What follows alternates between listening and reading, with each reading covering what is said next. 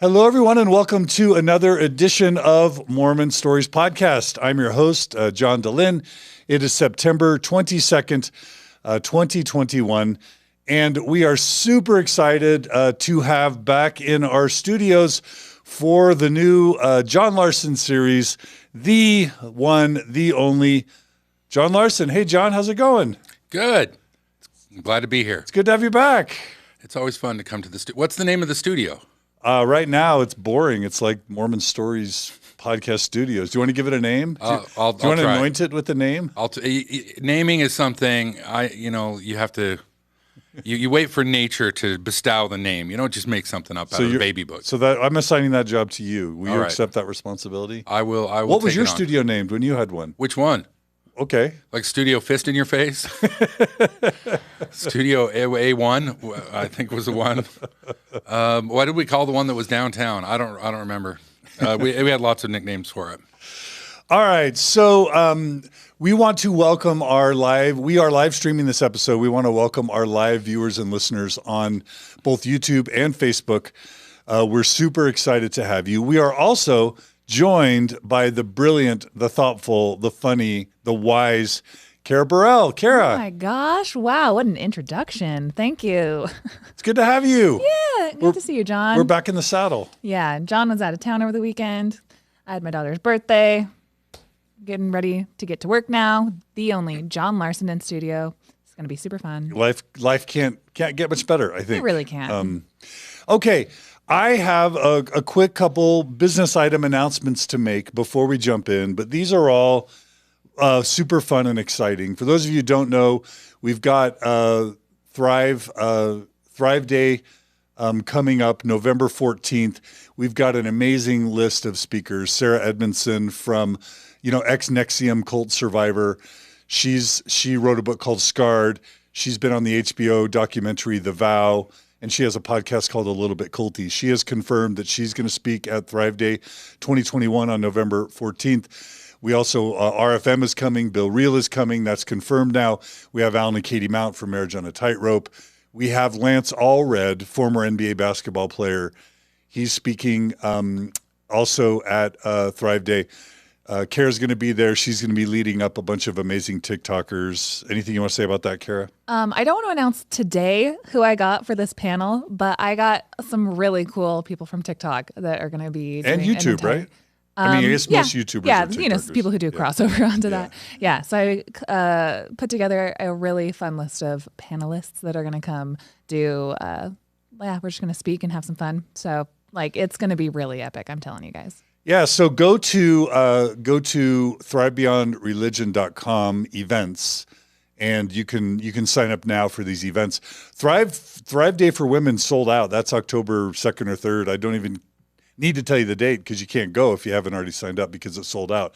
So if you want to be a part of Thrive Day 2021 in November on the 14th, sign up now. Nonprofit, nobody's profiting from this event. It's all based through an official nonprofit that I don't even have access to the bank account, but we have to front like 10 or 20 grand to even rent the Salt Palace. So this is all an altruistic, non-for-profit. We are paying the speakers, but check it out. It's going to be an amazing day. There's also a Thrive Day for Youth that's being led by Jesse Funk. So if you want to get your youth signed up now, let's just say ages 12 to 18 or whatever, we're going to have an amazing day filled for youth. So that's exciting. But I'm also just super excited to give you an update on the John Larsen Mormon Expression Project here on Mormon Stories Podcast. So basically, we made a deal with you guys. John was willing to share with us his archive content, give us the permission to reshare it on the internet. And John would agree to come on Mormon Stories Podcast at least once a month to share with us his wisdom. And I just want to report to you the amazing news. So we have now Mormon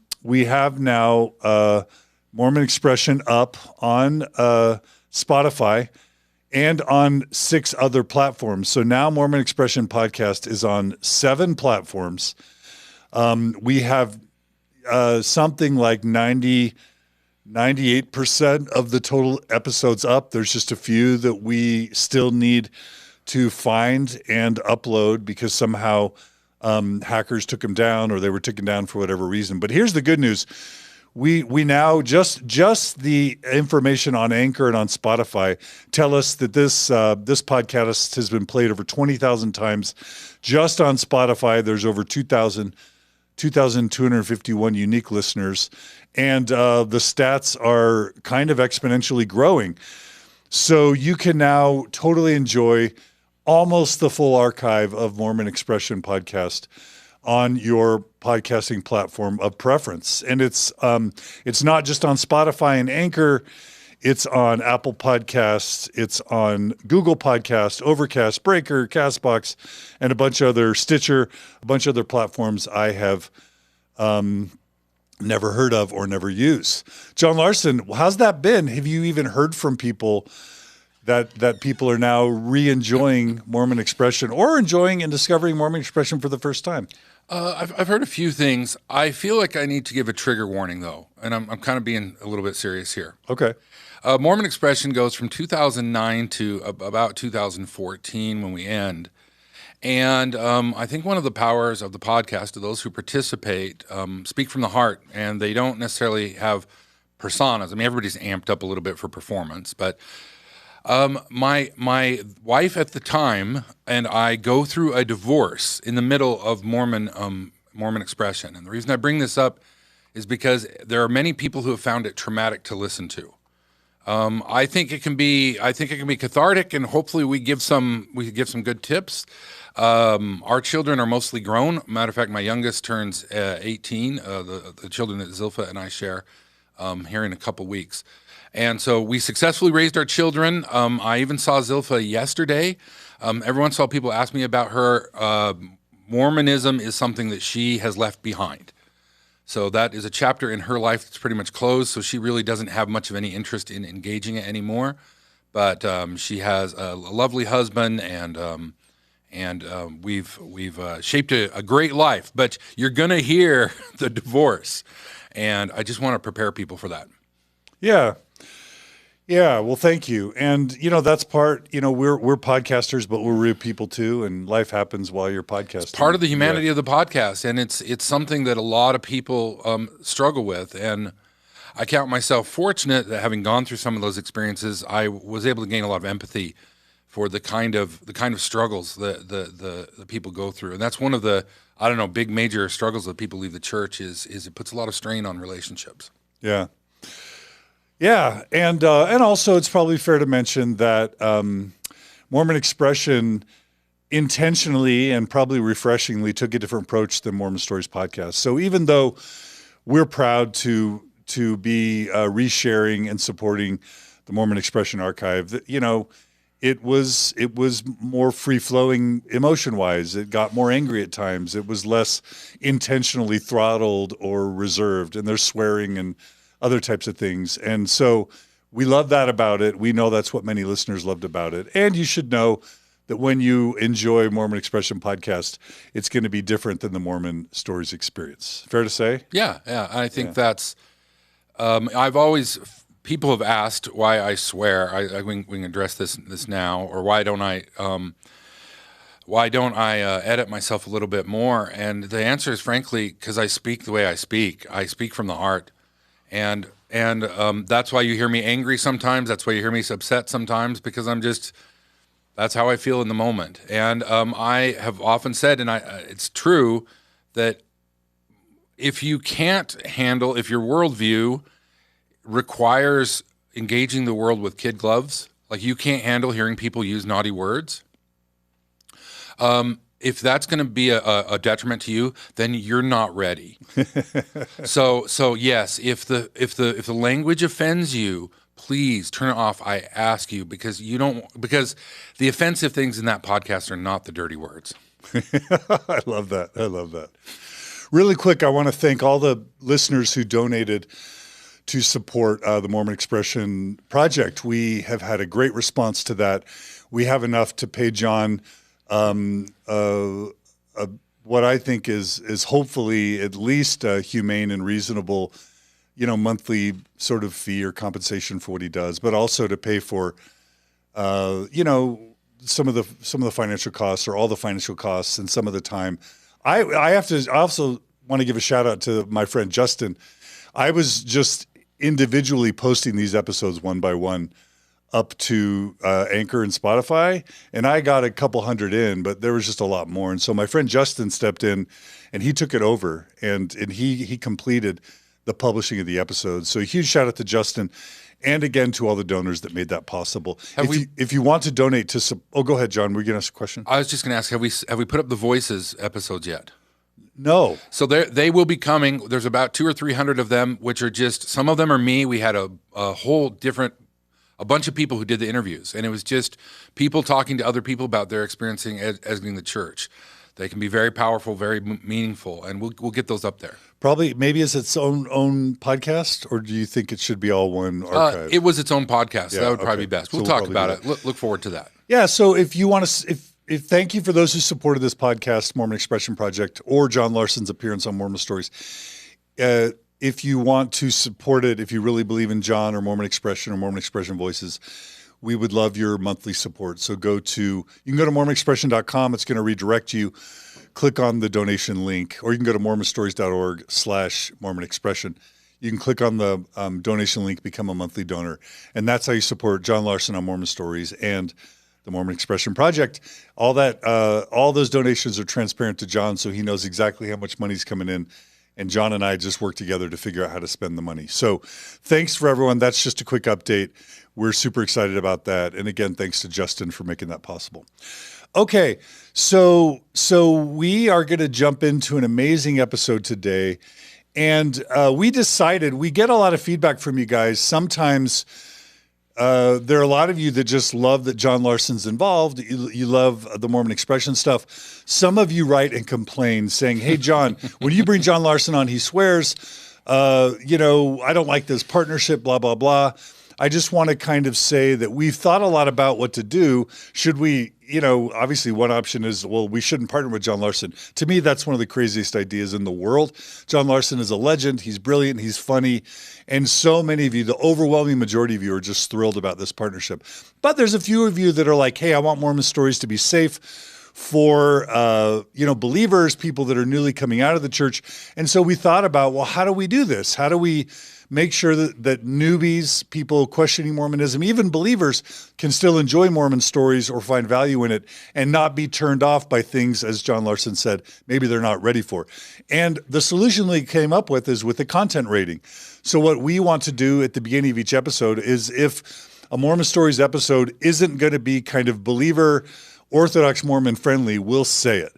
And so Carah and John, as we launch into this episode, how should we rate today's episode in terms of it being Orthodox Mormon believer friendly? John, what do you want to say about that? I think we're going to be a solid PG-13. I don't have a lot of curse words penciled in. So there won't be 7 F-bombs in 3 sentences kind of thing. Yeah, don't throw Holland's name around a lot, and we'll be okay. If we don't mention Holland, but PG-13, in other words, there may be a little bit of swearing here and there. Carah, do you want to add anything? Heck no. I will behave. Okay. So this is a PG-13 rating. If you're sensitive to light to moderate swearing and passionate speech, you should bail on this one. I like the metaphor. If you're sensitive to light. If you're sensitive to truth. No, just kidding. I like it. Yeah, otherwise everyone else should really enjoy. Also, Carah, tell us how for some reason the Facebook, this yellow box isn't working in terms of live streaming to Facebook, and that's one of the main reasons we got it. Oh. I don't know what we're going to do about that, but you're monitoring the YouTube stream. Yeah. Anything you want to say about that before we jump in? Just wanted to give a shout out. Thank you for the super chat, Jamie, and I missed one from Terry. Thanks for the super chat. Tell our listeners what super chats are. For super chats on YouTube. There's a little rectangle that has a $sign in it, and you can press that button and send us $5, $10, $15, $100, whatever you feel like. And you can either just send it, or you can attach it with a comment that you want us to read on air, and that just goes into funding more Mormon Stories content. And we say thank you for that. Yeah, and one of the main reasons we live stream is because we really want your comments and questions and feedback. So, we have really brilliant people like LDS Discussions or others who actually help contribute to the discussion around history. Today, we're going to be covering Mormon history. And so please post your comments and questions on the live stream on YouTube, and Carah will monitor them, and she'll insert them in at different points. Haters are not welcome, and or Carah will enjoy you as a hater. You sometimes like haters, Carah. I love haters on my TikTok. I get the best content out of that. But you guys, this is Mormon Stories. We're classier here. Everyone behave. And at the top of every program, I think we should do a new announcement of how to spell my name, because I love interacting with people and no one knows how to spell my name, and it's not their fault. It was my mom's idea. So I see it. Devin wrote it. It's K-A-R-A, right? No. Devin just wrote it. Oh, said, Carah, somebody I love said you. N. Yeah, it's C-A-R-A-H, just like Sarah. C-A-R-A-H. It's so Utah. You are so I Utah. will You have a stab Utah you. spelling of your Okay, name. we're making this NC-17 because it's going to get bloody if you called me a Utah name. This is my mom's Michigan idea. She invented that in Michigan, where I was born. But anyway, it's just a difference. It's just the C with Sarah. That's all it is. Carah, so now we all know. C-A-R-A-H. Okay. That's my public service announcement. Thank you for listening and coming to my TED Talk. Okay. All right. So it's now time to jump into the actual content substance of this episode. And I want to give a little bit of a precursor, and that's just that this is really, it's easy for us to kind of, what Joseph Smith did with Native Americans and with Lamanites is so outrageous. It's so ridiculous in some ways. It's so absurd that it's very easy to sort of like slide into laughter and mocking and humor. But it's also, we just had recently on Mormon Stories podcast an episode, with Sarah Newcomb and Monica Crowfoot and one other amazing Native American woman. And it is really powerful. It's really emotional, and it's really sensitive how incredibly offensive and racist just the term Lamanite, the concept of a Lamanite is, but also just the history of the Mormon Church and Native American peoples. And so I just want to say at the outset, even the title of this episode, which is Joseph Smith's Revelation and Mission to the Lamanites, I had to put Lamanites in quotes because the term is so offensive. So like you said, John, you basically said this, if we're going to give a trigger warning, it shouldn't be for a couple bad words. It's to the absurdity and offensiveness that really is this topic. And so I just want to, if we're going to give any warning, it should be that. It's going to be easy to try and make jokes, to not cry. But this kind of stuff is kind of deeply offensive. What would you say? Is it just a disclaimer? It's tough. And I think one of the things we're going to try to do is unpack this and put it back out of mystical space. That these were real people at a real time, and the United States looked a certain way, and we'll talk about the tribes and the people that they were visiting. But to impress that this was real events and real teachings, and building on what you're saying, it's kind of funny. Sometimes when I'm preparing for these, there are things that are widely believed in the church that are sometimes difficult to find the proof text that has it succinctly in a couple sentences, because this stuff is so ingrained. The beliefs about the Indians, the American Indians. I was talking to John before we recorded, and I referenced that primary song we used to sing. And we used to do it, this is not that long ago, like in the 70s and 80s, I don't know if they've stopped, in extremely offensive ways, singing about Book of Mormon stories and about the Lamanites and the hand gestures that we learned. And it's difficult to deal with this stuff because it's real, and it really was part of our heritage. But I think it's important. It's important that we unpack this and understand what really happened. Yeah. Yeah. Okay. So let's dive in. Well, I'm gonna have a slight because I promised in previous podcasts that I would address that our search, dear John, is for truth. Right? We're not on any. I'm on no one's team because no one's on my team. So no, that's not true. It sounded clever, but it wasn't. All right. So one of the things I said in the previous podcast was I said the garments were optional. And that created quite a bit of strum and drang across the internet. It was a I didn't use the right words. And from context, if you listen to the podcast, I immediately go and start talking about my ancestors who wouldn't take them off. What I meant to say was that they are now basically not required all the time. And I have the statement from the church, not that some people don't have to wear them.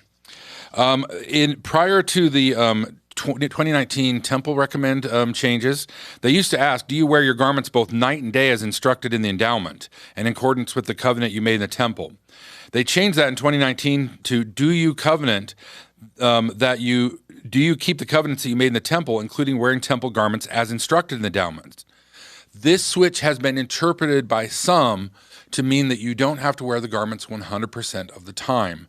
And Jana Reese has done a lot of work on this. She's talked about it quite considerably, especially dealing with millennials and Zoomers, that they have a very different view on garments.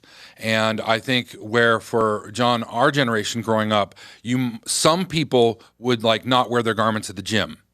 Others would. So there were people, a lot of Mormons who would wear them all the time unless they were swimming.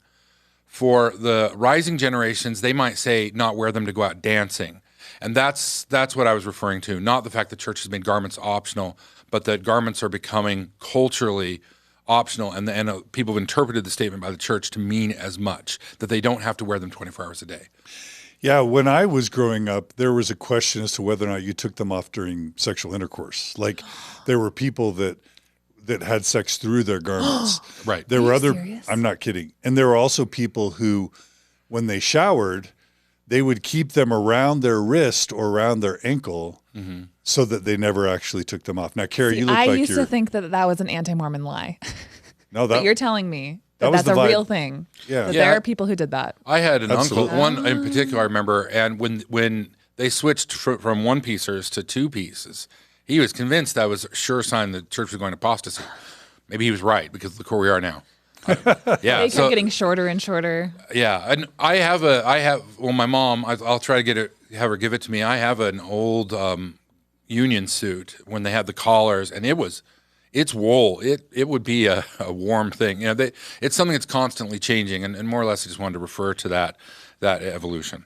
Okay, so hopefully that clears things up. Thank you for that. The other thing I want to address is I do read all the comments.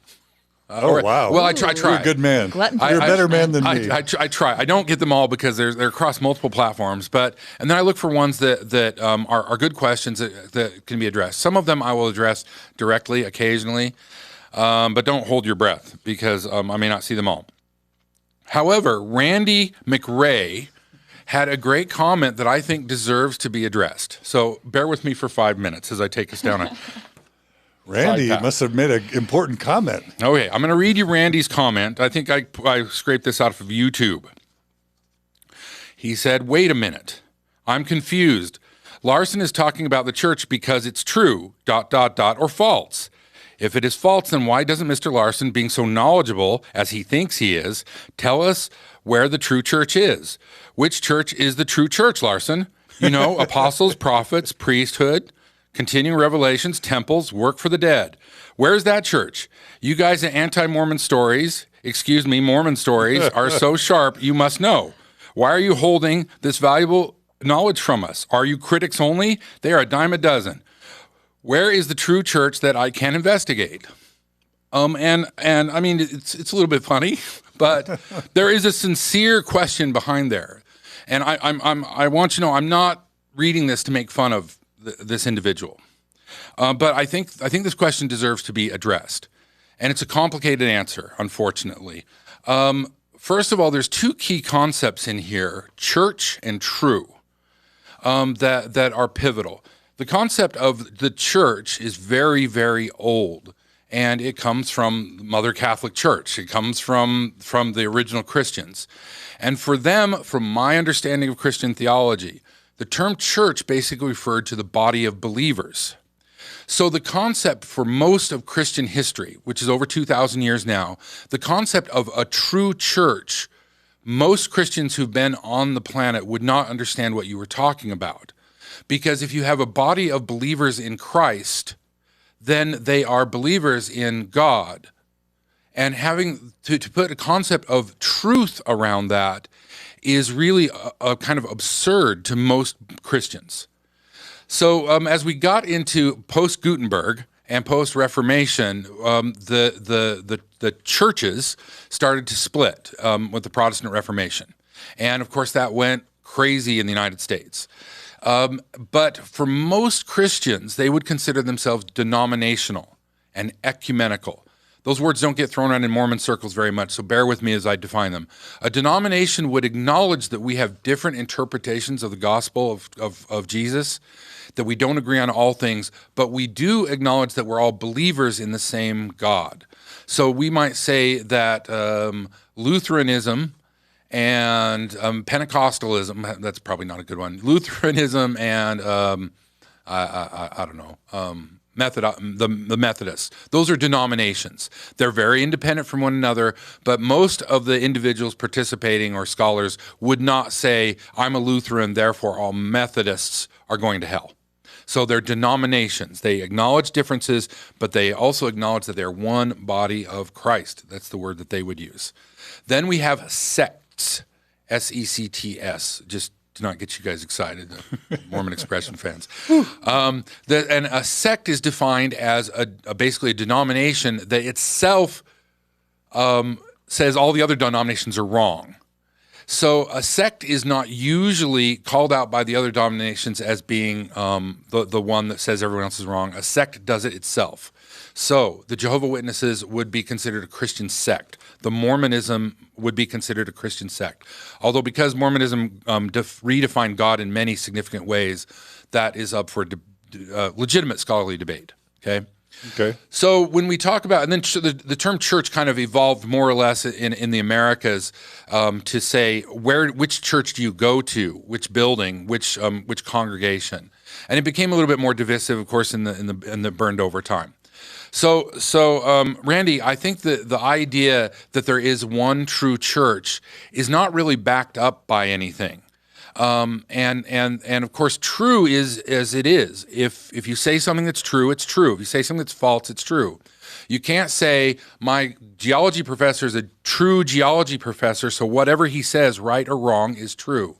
So the concept of even applying the term truth to a church doesn't have any meaning because the Mormon Church is a collection of policies, procedures, doctrines, teachings, individuals, people. It's not something that can be weighed or measured as true.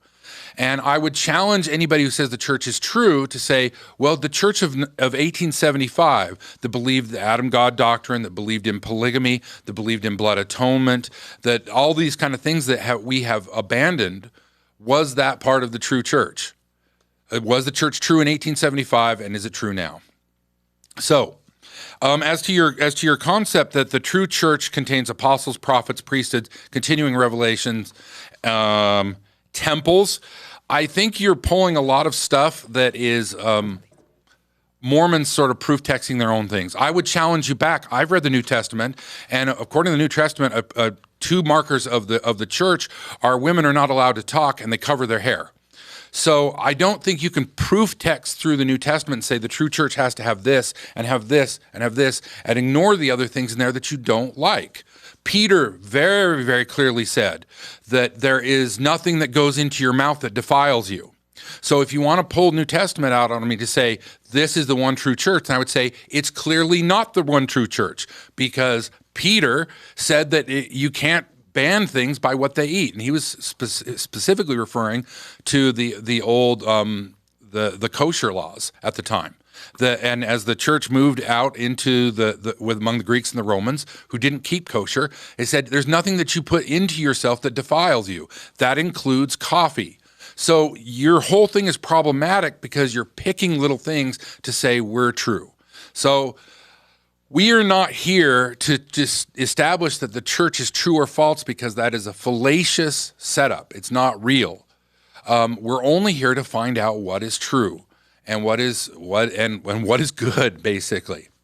Does that address Randy's question? I love it, and I love it that we can have a dialogue with our viewers and listeners, and I love starting our episodes that way. So that makes sense. And when you listen to Catholics and evangelicals, when they say the church, they really do mean something very different. And this is a way that Mormons are just kind of really out of the loop with both Catholic Christians and mainstream Protestant Christians. You know, Correct. when we say the church, we mean the one and only true church, which almost no Christians across the world think of it that way. Well, so it was a definition that was established basically after the church was established. So you can't really be used to say the church. Like if I walk in here and say, you know, the one true podcaster will be wearing a white shirt and have a ponytail, will color everybody else skeptical because I said that after I walked in with a white shirt and a ponytail. Okay, one other thing I feel like needs to be addressed because it comes up quite often, the two John Larsens.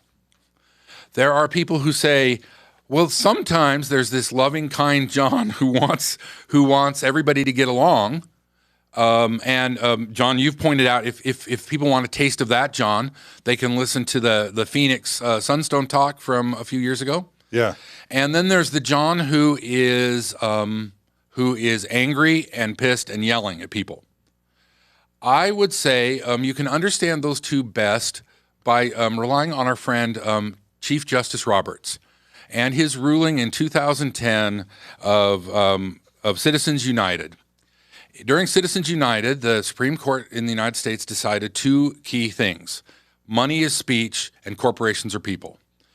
As such, there are people who think that corporations deserve compassion. I wholeheartedly disagree with Citizens United. I think it's created a lot of the problems that we're facing in the United States today, and I wholeheartedly disagree with that. The church as an institution is not a person. It has no feelings. It has no morality. It has no existential existence. Right. It deserves no mercy. It deserves no compassion. It deserves no quarter. The people who are part of that organization are human beings, and they deserve compassion. So usually when you hear my rage, it will be centered at organizations and the individuals functioning in roles driving those organizations. I'm sure Jeffrey Holland is a lovely man, if you knew him personally. I'm sure he'd be great to play canasta with. I'm sure he loves his children. I'm sure he wants for a good world. But when he acts in the role that causes such pain and suffering across the world, he is going to receive the wrath of people like me. I only speak from the heart. I will lay my emotions out bare. And I think that's why some people like to listen to me, because I'm not really good at couching things in politically correct ways to say it. So I would say, like all human beings, I'm a complicated person. And but that's usually the two Johns. They both live in my heart. Yeah, and shorthand for that, we like to say on Mormon Stories, and we didn't come up with this term, it's systems, not people. Let's try to be kind and compassionate to individuals, but maybe more candid with systems. I love that. Okay. All right, let's get to the heart of the matter. All right. And what made you think of this topic? Well, you know, when we started the first topic, we kind of started at the beginning. One of the problems with Mormonism and a lot of things that need to be unpacked, we're seeing this today in the world. When we talk about very, very complicated things like how vaccines are passed by the FDA, or how global policy is instituted, or how universities teach. These things are extremely complicated with a lot of moving parts and a lot of thoughts and years of putting things together. So as we try to talk about the things in Mormonism and kind of like look at what really was there, I think we said that last time. I'm really interested in what really happened and really people say. So I'm looking for our first few podcasts really at the beginning of the church, when this whole thing got rolling. That's why we talked about the first instance, the first vision. So the mission to the Lamanites, the first mission or the key mission, the one that's in Scripture, happened in 1830. In the fall of 1830 and crossed over into 1831. And it was very key in setting up the church as it is today. So it's a very pivotal moment in the church that should be better understood than it is. And I think it helps illustrate how Joseph Smith Jr., the man, became Joseph Smith Jr., the prophet. Because it's very clear, especially by Nauvoo, he was revered. In New York, he was looked up to, but not in exactly the same way by most. And that and I'm speaking generalities, that grew over time until now he's reverenced as a saint, basically. And so how did we get there is part of the interesting question in Mormonism. I love it. Now, John, as I was trying to just prepare a tiny bit for this, I read a couple articles and stumbled on a couple quotes or scriptures that I don't think you've planned on actually introducing that might give a tiny bit of context. Right. Do you want to give some framing first? Yeah, or do you want me to let's jump give some into framing, those then now? we can jump in. And Okay. I've Let been me know when you want me to share those. Sure. Okay. I've been asked also online, which I think is a great ask. What are your sources? Yeah. You come up here and talk ex cathedra. Where do you get this stuff? As I prepared for this, I used 3 sources in particular. The first one I would recommend to anybody is the Joseph Smith Revelations text and commentary by Michael Marquardt. Marquardt, I think. Have you ever met him in person? A little bit. Tiny bit. He published in 1999. He goes through all of the main revelations and explains all of the modifications that were made. Tell us the title of that again so we can include it in the show notes. The Joseph Smith Revelations text and commentary. Okay. All right. The other 2 sources I used is the Encyclopedia of Mormonism, which I have a hard copy of, so I don't know if it's been modified online, and the LDS published websites. So those were my 3 sources I used in preparing for this. Okay. And I think that's what we want to get to is kind of where these things are and where they're at. But early Mormon history is very confusing and complicated, partly because of the way it's put together. The Mormons, the standard average run-of-the-mill Mormon is very ignorant about Mormon history, and it's become more so.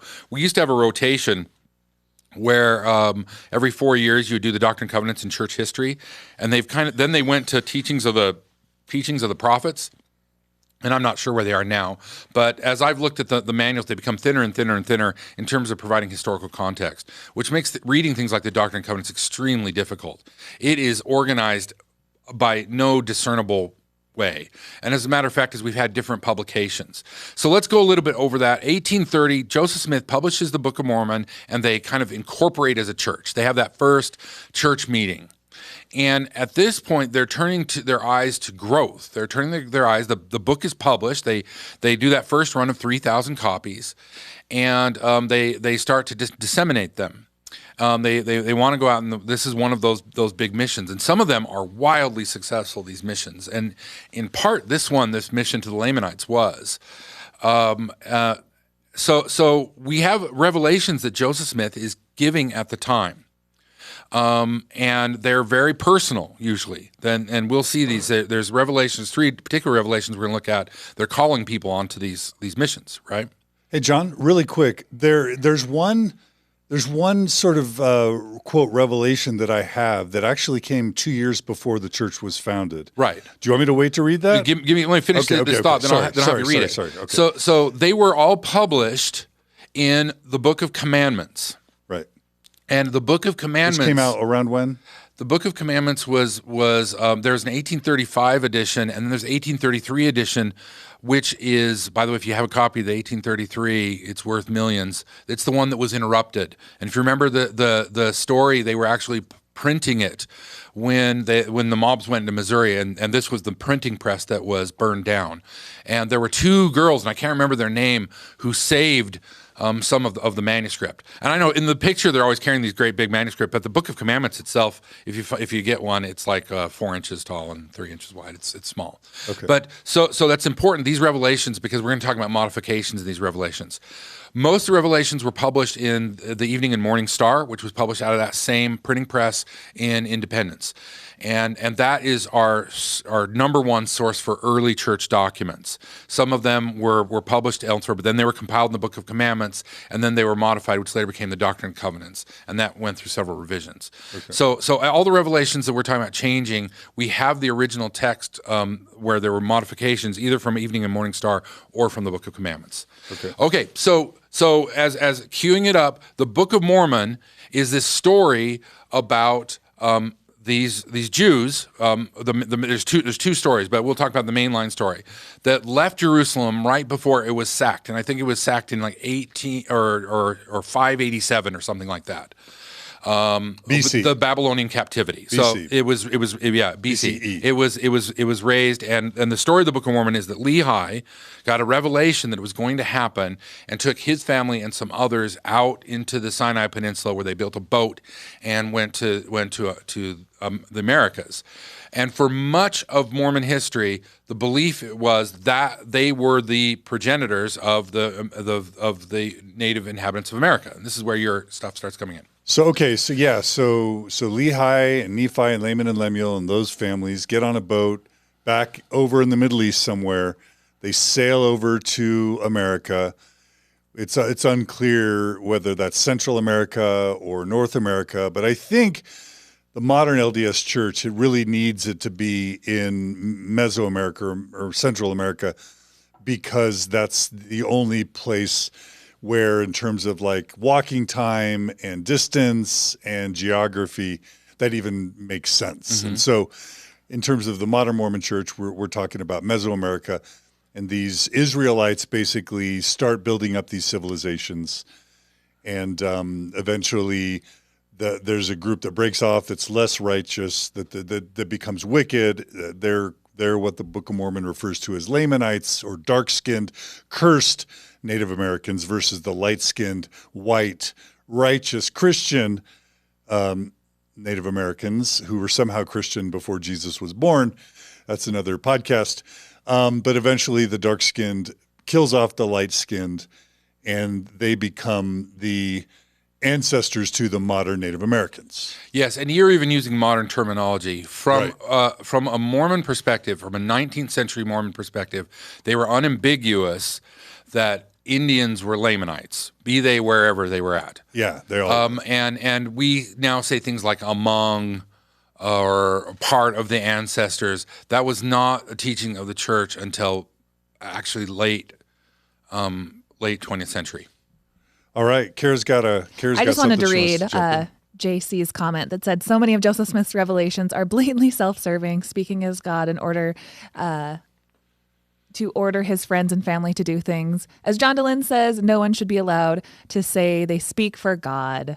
So that's JC's Thanks, comment. JC. I just thought that was relevant to maybe some of the racism we might be getting into here too. Yeah, for sure. Agreed. And if you ever want to just understand the complexities and the history of the Lamanite thing, because that was not in any way original to Joseph Smith, you just have to Google sort of mound builder myth. We've interviewed people like Thomas Murphy, like Simon Southerton and others that can go in depth. John Hamer, that can go into depth on the mound builder myth. It's a really important topic. We won't jump into it here. The thing that I wanted to say is that as early as 1828, we have Joseph Smith supposedly, so this is 2 years before the Book of Mormon is published. If you read what is now Doctrine and Covenants section 3, verses 19 and 20, you have a quote revelation Joseph Smith receives 2 years before the Book of Mormon is actually published, while he's, again, I'm going to say in quotes, translating the plates into what now is the Book of Mormon. So starting with verse 19, I'm going to go ahead and read it, and you guys can see it on the screen here. And for this very purpose are these plates preserved, which contain these records, that the promises of the Lord might be fulfilled, which he made to his people. So John Larsen, when you read this verse and God is saying for his people, what do you think he means? So the Book of Mormon teaches that the Lamanites, again, coming from Lehi's son Laman, were a fallen people that would be redeemed. Fallen Jews. They were fallen Jews, yeah. and because the again, this is the racist part. Luckily, most of this is not racist. We're talking about that they had a mark of dark skin, and they were idle and full of mischievousness, and that they would be redeemed and would and Spencer Kimball taught very clearly, as others did, that they would turn white, he spoke in the 70s saying it was happening. This redemption of the Lamanites is part of the story of the Book of Mormon, and that's what's being referred to there. Because the Jews are God's chosen people. We all know that. And so if the Lamanites, if the Native Americans or the Indians are Jews, they need to remain or be restored as God's chosen people. But if they're, quote, savages and wicked, they can't be God's chosen people. So they've got to be restored. And so that's verse 19. Do you want me to read verse 20 really quick? Sure. Okay, verse 20 says, and that the Lamanites might come to the knowledge of their fathers, and that they might know the promises of the Lord, and that they may believe the gospel and rely upon the merits of Jesus Christ, and be glorified through his faith in his name, and that through their repentance they might be saved. Amen.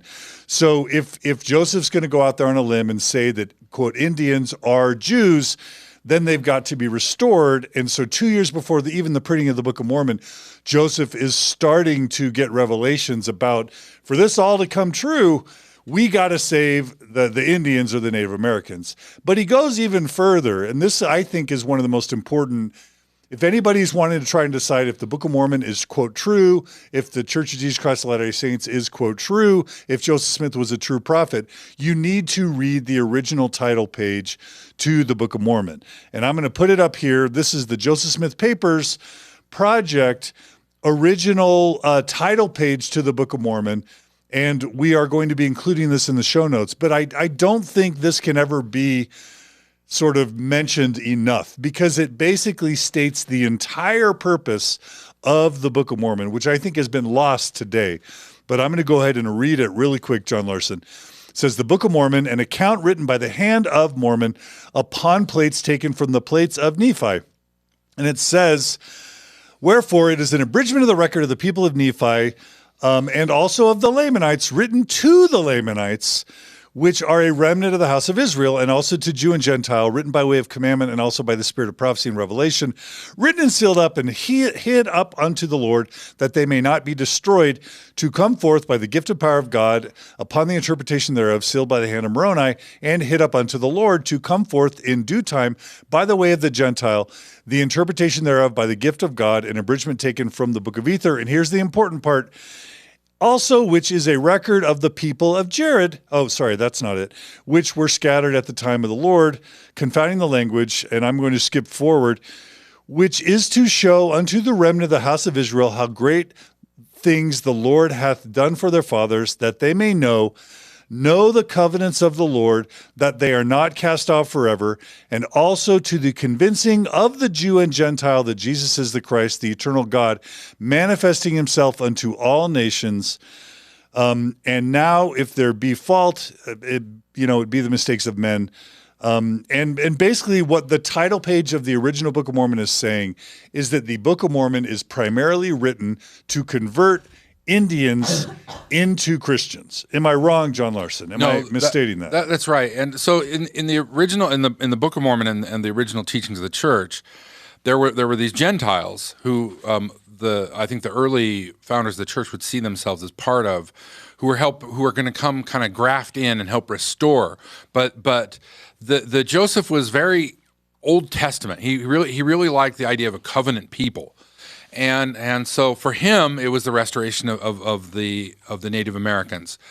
Over time, that got modified in that we went from being Gentiles who were grafted in to being to getting these patriarchal blessings where we were secretly all Jews, right? We were all from the house of Jacob. We were all the sons of Ephraim, right? So that's the way this narrative was reclaimed, because it became less important to find the Native American Jews because we were all Jews. Just to clarify, what you're saying is that originally that the Native Americans were going to be grafted into the... No, the Native Americans were the original. They were the OG bush, Jews, right? They had the roots. They were the real Jews. They were the pure blood. Jews. They were the pure blood of Israel. Indians, Native Americans were the pure blood of Israel that had fallen because of their wickedness.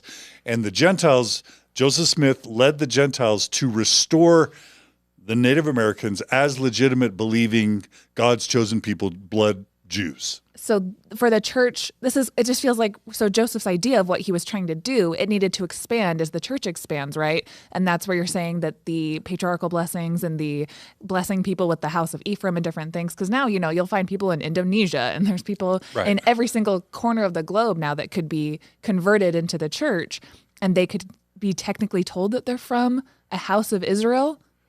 Yes. Exactly. That's spiritual. That was never that's spiritual lineage. So it's not, okay, it's spiritual lineage. So there's blood lineage, which is the true chosen people of God, which are Jews. Of which the Smiths believed and taught that they were. The Smiths believed that they were a special line. So they were descendants of Jesus. Yeah, there's a bunch of scriptures that Joseph and this is, I'm not trying to gloss over, this is very important stuff, but it's just, and that's what I was saying at the beginning, understanding Mormon history is you're always unpacking all these things that you've been taught that weren't there. So a modern Mormon who's only learned from the church or from seminary will bring all this baggage into reading these scriptures, and will interpret them in ways that aren't warranted by the text or what the originals believe themselves. Oh, and we have Sarah Newcomb is in the chat right now. Yay, Sarah! So let me read some of her commentary, and I'll have to integrate that. I'll just give her a shout out. Sarah Newcomb runs a platform called Laminate Truth. She is a Native American. She's been on Mormon Stories a few times, and she's dedicated her free time as a mom to supporting Mormon Native Americans and ex-Mormon Native Americans to help them understand better, honestly, how they've been deceived and harmed by the church. So did you want to read anything from Sarah? Yeah, I'll read it in a second. Okay. I just wanted to make sure that people kind of are grasping what was always when I was in the church, everything was like, oh, but it's okay because the church is expanding. But the idea of what was in the prophet Joseph Smith's head, you always like to say he spent so few revelations that we still actually believe in. So we should pay attention to what Joseph Smith said about this church that he was apparently restoring. Right. And that it's so ironic. It's so interesting how so many things become spiritual once we have more like evidence and enough time gets away from it. And we have like, less literal. Yeah, it's always less literal as time goes on. Well, every religion, and I'm paraphrasing Michael Pollan here a little bit. Every religion starts with mystics who have a direct experience of the divine, and then they are shepherded until they die by the priests, whose job it is to interpret what the mystics said for the rest of us. So we're in the priest phase. We're out of mysticism.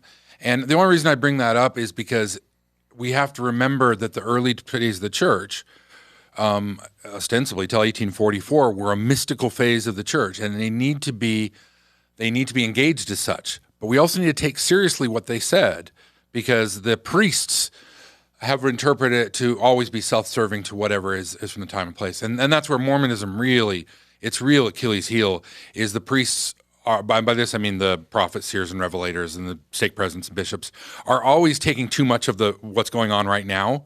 And so Mormonism ages really fast. Yeah, and my whole point in reading the Book of Mormon introduction and that revelation in D&C 3 or whatever is to say, if you are an Orthodox believing Mormon, you have no choice but to believe that the salvation of the current modern Native Americans is one of the most important things you should be thinking about. It's literally the main reason the Book of Mormon was created, and it's literally one of the main reasons that Joseph Smith woke up in the morning and did what he did. And if you've just somehow like forgotten about Native Americans today in the modern 2021 Mormon church, you are literally abandoning one of the main purposes of your foundational text, the Book of Mormon, and what Joseph Smith taught was the whole purpose of the church even being formed in the first place. And that's why Spencer B. Kimball was so passionate about the Lamanites, because he knew this, but in the modern church we've forgotten it because we've strayed. Well, and you know, some of what Spencer Kimball said today is very cringy. But I was corrected by a couple of Navajo men a couple years ago who told me, you know, Spencer Kimball is, you know, this was down in Arizona, and they said Spencer Kimball is still revered. That I want to acknowledge that Kimball really did love the natives that he worked with, which was he came from Arizona, but he was still a product of his time, and you read it, and it's very patriarchal. It's very dismissive. It's very sort of, we know best for you. But I do want to acknowledge the good where it good exists. I think Kimball had a good heart. Yeah. I think he did. Carah, what were you going to say? I just wanted to read Sarah's comment. I finally scrolled up and I was able to find it. And she said, redemption infers indigenous were fallen and bad. Indigenous religions were viewed as invalid. Indigenous ways of spiritual ceremony are still viewed and taught as incorrect traditions. And so, John, I just wanted to add to what you were saying about, like, don't forget that this is foundational to the way that the church was founded. And there are ramifications, obviously, but there are still so much hurt and things that are taught as incorrect and invalid in even LDS Native American cultures to this point. And so I posted in the we'll put this in the show notes as well. It's in the chat. Sarah Newcomb and Monica Crowfoot, Anne and Monica Crowfoot. We had a really good panel with them just a couple months ago. So I put that in the chat for people to go check out. And obviously we are a bunch of white people talking about these things. And I just want to make sure to elevate Sarah's voice and make sure to send people back to their great panel that we had a couple months ago. So glad you've, thank you, Karen. So glad you've joined us online. Gerardo's also joining us in the chats along with Sarah. Oh yeah, he heard. All right, John. So with that, we've got a couple more scriptures. That's a great background. Doctrine and Covenants 49:20-24. But before the great day of the Lord shall come, Jacob shall flourish in the wilderness, and the Lamanites shall blossom as the rose. And this is usually this teaching is all throughout the Book of Mormon. We'll pull some, and it's usually couched in weird Book of Mormon language, the remnants of Jacob and stuff like that. But we're talking about the remnants of the descendants of the Nephites and Lamanites. And it's probably for people who haven't read the book or haven't read it very carefully. The Lamanites and Nephites get mixed up when Jesus visits the New World. And so the distinction becomes more symbolic than genetic. So before Christ, it's because all the people live together in peace and harmony, according to the Book of Mormon, for 300 years. And then they descend again into their camps and ostensibly get another skin of darkness. And then, of course, in the 5th century, the Lamanites wipe out the Nephites, the last of them. Okay. Okay. So, and there's another little thread that goes on. We talked about Joseph Smith, that he believed that the Lamanites need to be converted and that they would be converted, but he also believed in the establishment of the New Jerusalem. Now, this is another one we have to unpack. For Joseph Smith, this was a literal, real place, and the temple lot is still where it is in Independence, Missouri, which is about 15 miles outside of Kansas City. Because if there's an old Jerusalem which has fallen, right, in Joseph Smith's day, and at the time it wasn't even controlled by Israel, right? That wasn't until after World War II, where the nation of Israel was formed by the UN. Yeah, in 1948. So back in the 1800s, the Jews didn't even really necessarily control Israel. So in Joseph's mind, there needs to be a new Jerusalem that's going to be here in America.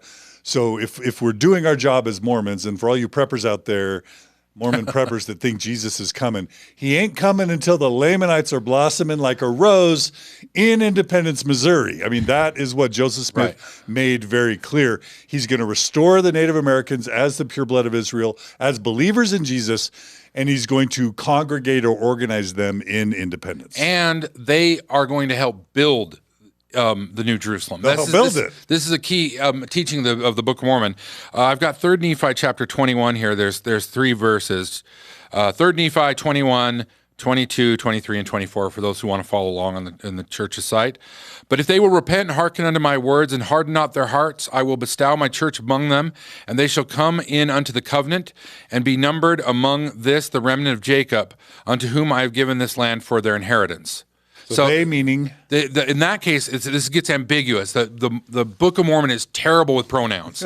You have to map out every pronoun. But they meaning the Gentiles who will join the remnant of the house of Jacob, who are the Native Americans, for the land of inheritance. Verse 23, and they shall assist my people, the remnant of Jacob, and also as many of the house of Israel as shall come, they may build a city, which shall be called the New Jerusalem. And they shall assist my people, that they may be gathered in, who are scattered upon the face of the land, unto the New Jerusalem. So the gathering of Israel, which the church now is symbolic, was not symbolic at all. It was very literal. And I didn't want to get into this. We kind of want to stay focused. There is one of these revelations where Joseph, and it's an unpublished revelation, says that the New Jerusalem will be built among the Lamanites. But in most of his revelations, he says it will be built on the border next to the Lamanites. And we'll come to that a little bit more. I've got a couple other statements to help us understand this. This is from the Proclamation of the 12 Apostles of the Church of Jesus Christ of Latter-day Saints that was published in a pamphlet April 6th, 1845. It's the year after Joseph died. They will also come to the knowledge of their forefathers and of the fullness of the gospel, and they will embrace it and become a righteous branch of the house of Israel, referring to Native Americans. This next statement comes from the History of the Church, Book 2, page 357. One of the most important points in the faith of the Church of Latter-day Saints through the fullness of the everlasting gospel is the gathering of Israel, of whom the Lamanites constitute a part. So, very clear that the Lamanites have to be part of the gathering of Israel. And then, we'll skip that. So I think anybody who's read the Book of Mormon sees very well this arc. Moroni harps on it a lot, that there's going to be this restoration of the people and restoration in the last days. I think we've kind of established that one, right? Yeah, I think so. And I can hear an Orthodox Mormon saying, well, yeah, we've got Mormon missions today in New Mexico and in Arizona. So we're doing it. We're converting the Native Americans to Jesus, and we're fulfilling Joseph Smith's prophecy. I guess the only thing I would say there is, if you look at the growth of those missions and the success of conversion rates of Native Americans to Mormonism, I think it's anemic and paltry and shrinking, not growing. And so those prophecies of quote, the Lamanites blossoming as a rose are not only racist, they're not coming true by any objective standard. Well, and if you read in the late 70s, I wish I'd prepared which year it was, when George P. Lee was made a 70, he was the first Native American. I think he was General Authority, yeah. Yeah, he was either Navajo or Hopi. I'm not sure. I apologize. But he became a General Authority. George P. Lee's story is very tragic on many, many levels. He was later excommunicated, and his life kind of fell apart, as you can imagine it would, being a disgraced General Authority among Mormons. But at the time, that was seen as proof positive that these revelations were being fulfilled. So under the Kimball regime, is that what we call them? That sounds administration regime. Administration.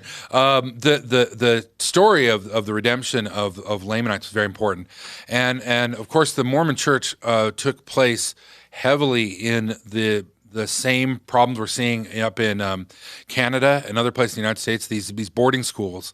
The idea was that a very racist idea, mid-late 20th century, that the Lamanites, or the Native Americans were the way they were because they were being taught the traditions of their fathers. So there was a concerted effort by the Canadian government, by the U.S. government, by the Mormon Church, among others, the Catholic Church, to take the children away from their parents and put them up in boarding schools. Of course, you follow the news over the past year or two, we've had some horrific discoveries of just hundreds and hundreds of bodies of these children being buried around these places. We had a giant boarding school that was in Brigham City. Unfortunately, they tore it down, and because it's really probably sacred ground. But there was a naval hospital built in Brigham City during the war, and after that was gifted, it became a boarding school for Native Americans in Utah. It wasn't the only ones, but we participated in that cultural genocide. Ridiculous. And we actually do have an episode on Mormon Stories podcast on the Indian Placement Program.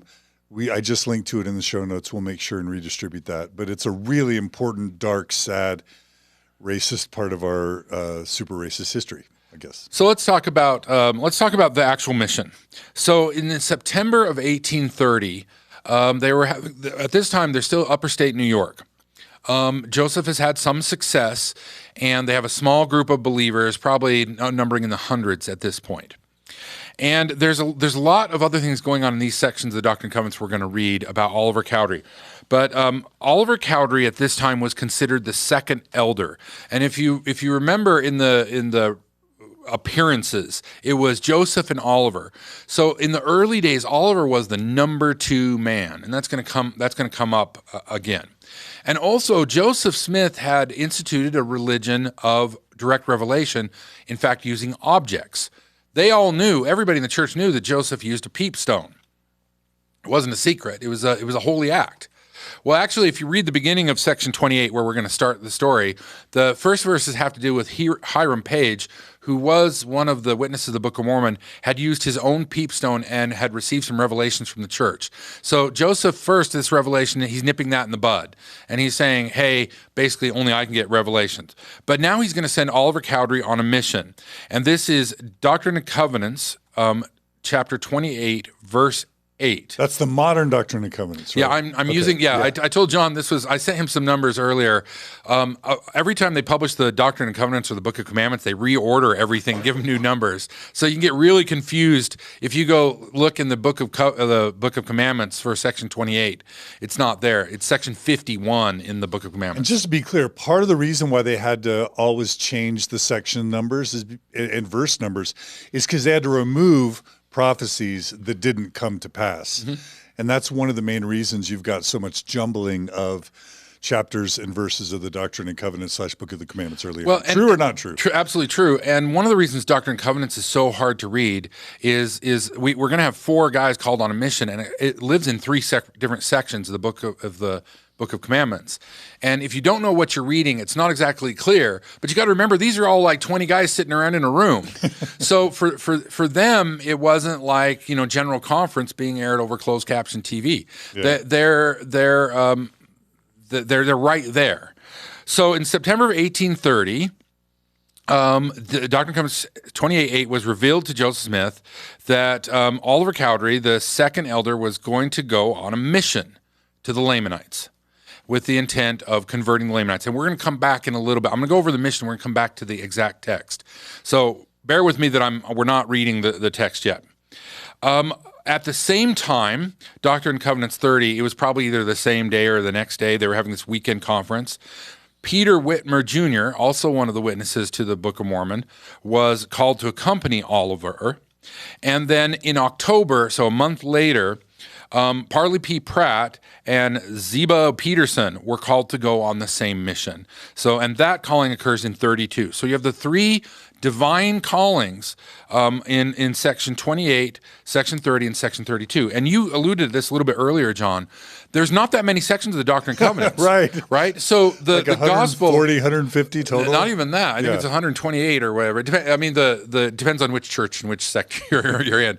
Right. And which ones are current, because they come and go sometimes. But for our non-Mormon listeners who've never been Mormon, we're talking about like 140 on average total sections of the Doctrine and Covenants. And so you just mentioned 3. 3 of them devoted to this mission.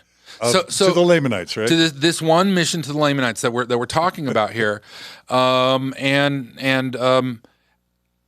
There wasn't that much, I've lamented that Joseph Smith wrote a lot of stuff and we don't have access to that much, but very little of it's been canonized. This has been canonized repeatedly as scripture. So God in 1830 restores the church. This is the Mormon narrative.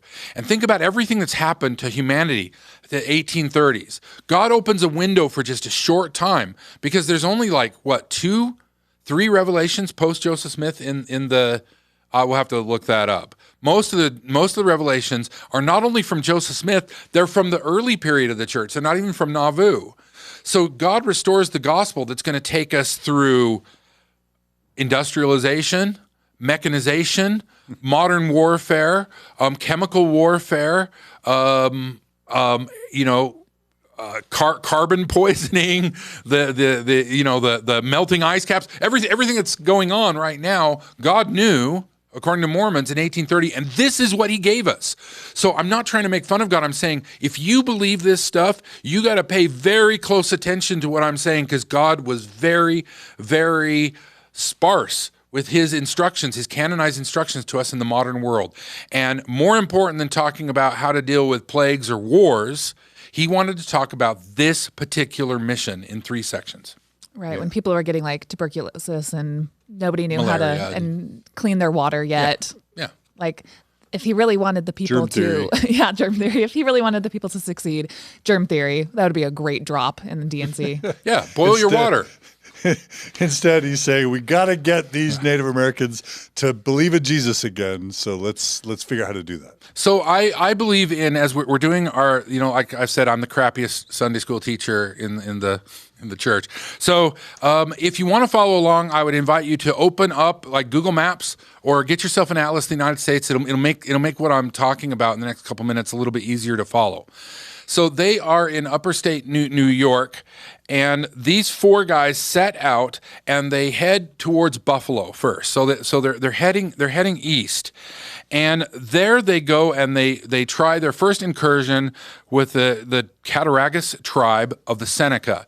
Seneca were part of the Iroquois nation, and we are going to come back to the Iroquois in a future podcast. I've done a lot of research on this. I want to talk about it. It's very important. So I want to put a pin in that, dear listener, that we're going to come back and talk about the Iroquois a lot more. So the first group of natives, of Aboriginal Americans that they come up to are these Iroquois. Now, I did not write in my notes exactly what they did. They oftentimes, I think they gave them 2 copies of the Book of Mormon. And of course, these people, the Iroquois, were a defeated people at this time. Defeated, bloody, defeated violently, had their lands taken, everything. And so there were remnants and pockets of them at Joseph Smith's time around the area, certain reservations and communities. And this is one of them. So when white man came into their encampments, they were oftentimes at this point very deferential, and they would write in their journal, oh, they listened to us and they seemed to think what we were saying was really great, and we gave them 2 Book of Mormons, and we feel like the Spirit of God was there. Fair enough, but by their fruits we shall know them. None of these things we're going to talk about produced any converts to the church among the natives. Okay, at that point they begin to pass through Ohio. Okay, and they come onto the outskirts of Cleveland. They meet up with some Campbellites. And the Campbellite, the whole movement is too much to get into on this podcast. But Sidney Rigdon was a disciple of Campbell. And they had a movement that actually has lots of the early teachings of the church, the modifications that happened in the Kirtland era. Many of them are found in Campbellite philosophy and Campbellite religion. But that there was a conversion that happened. Now, I will acknowledge, even though I do not believe this theory, there are those who believe that Rigdon had hooked up with Smith earlier and that Rigdon had helped write the Book of Mormon. I have read it. I have looked at it. I personally, John Larsen, reject that theory. I don't think it makes sense. And I don't think the Book of Mormon is that good. I think you guys trying to prove how Joe Smith wrote the Book of Mormon, he just wrote it. It's kind of crappy. So John Hamer agrees with you. Yeah, Hamer's one of the smartest guys I know. Yeah, he agrees with you. So the Campbellites joined, and that's where Kirtland, it was already a Campbellite settlement. And in fact, they baptized a grundle of people, including Frederick G. Williams, who joins them on this mission. So, and this is the first point we always have to address what the apologists will say. And there's a couple of different points they're going to make. One of them they make is the mission to the Lamanites was successful because it did 2 things in particular. It marked the first mission to the Campbellites, who became the Kirtland settlement, and it set up the Missouri settlement of what would later become Independence, Adirondack, which also eventually failed.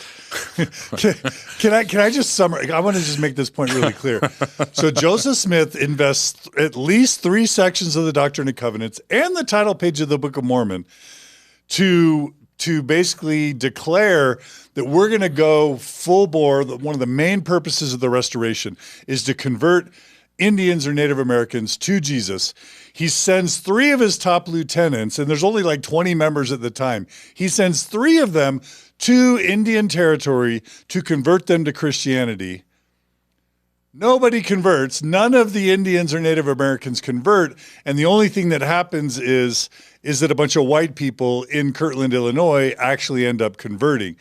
So it's funny that the whole revelatory mission to the Indians only results in the conversion of white people. and that somehow that's a success and not a total failure. And it in no way besmirches Joseph Smith's reputation as a prophet, seer, and revelator. That basically the mission to the Native Americans was a total failure and only resulted in the conversion of white people. Absolute failure, and it's a good point. We're going to return to it near the end. Can I just quickly mention? Are you going to be mentioning the polygamy, or have you not talked about that? No, I thought it was outside scope, but you can mention. I'm just going to say I'm reading from the Fair Mormon website here. Many people may or may not know that the original, the first mention of polygamy as sanctioned by Joseph Smith actually happens in connection to this mission of the Native Americans to the Ohio Indian Territory. And if you read on Fair Mormon's own website, now it's Fair Latter-day Saint, you will read the following. The only contemporary report of a possible revelation on marriage with the Indians was written in a letter to the Ohio Star on 8th of December, 1831 by Ezra Booth, who had apostatized from the church later. This letter was republished in E.D. Howe's book, Mormonism Unveiled. I'm not going to call that an anti-Mormon book, even though Fair Mormon wants us to. But here's the quote. It has been made known by revelation, so this is one of Joseph Smith's contemporaries, right, who was a missionary sent to the Indians.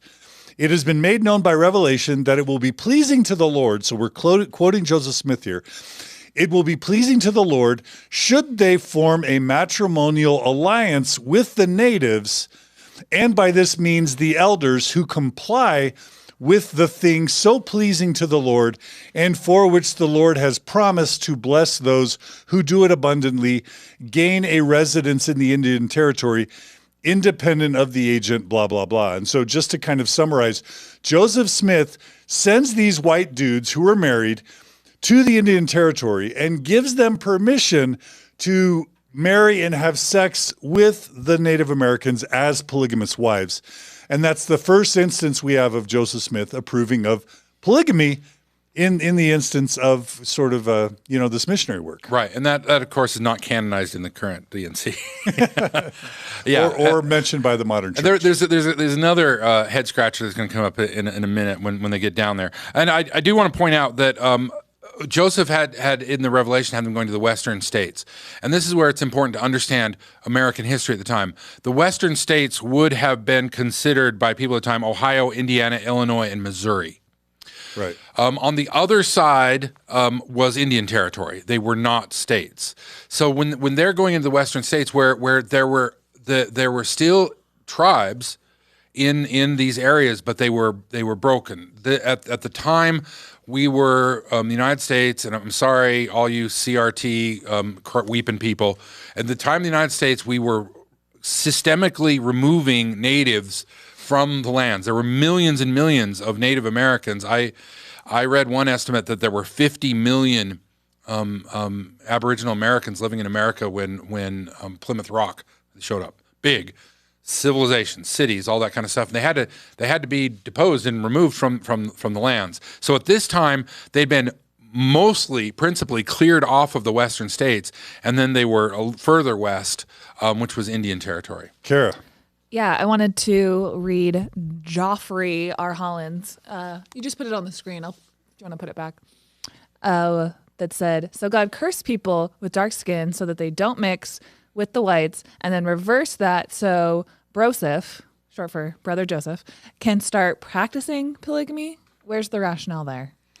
Yeah, and it's got to be that, you send these married guys off on missions, they're not going to be having sex with their wives for months and months and months, but they've got to live, quote, the law of chastity.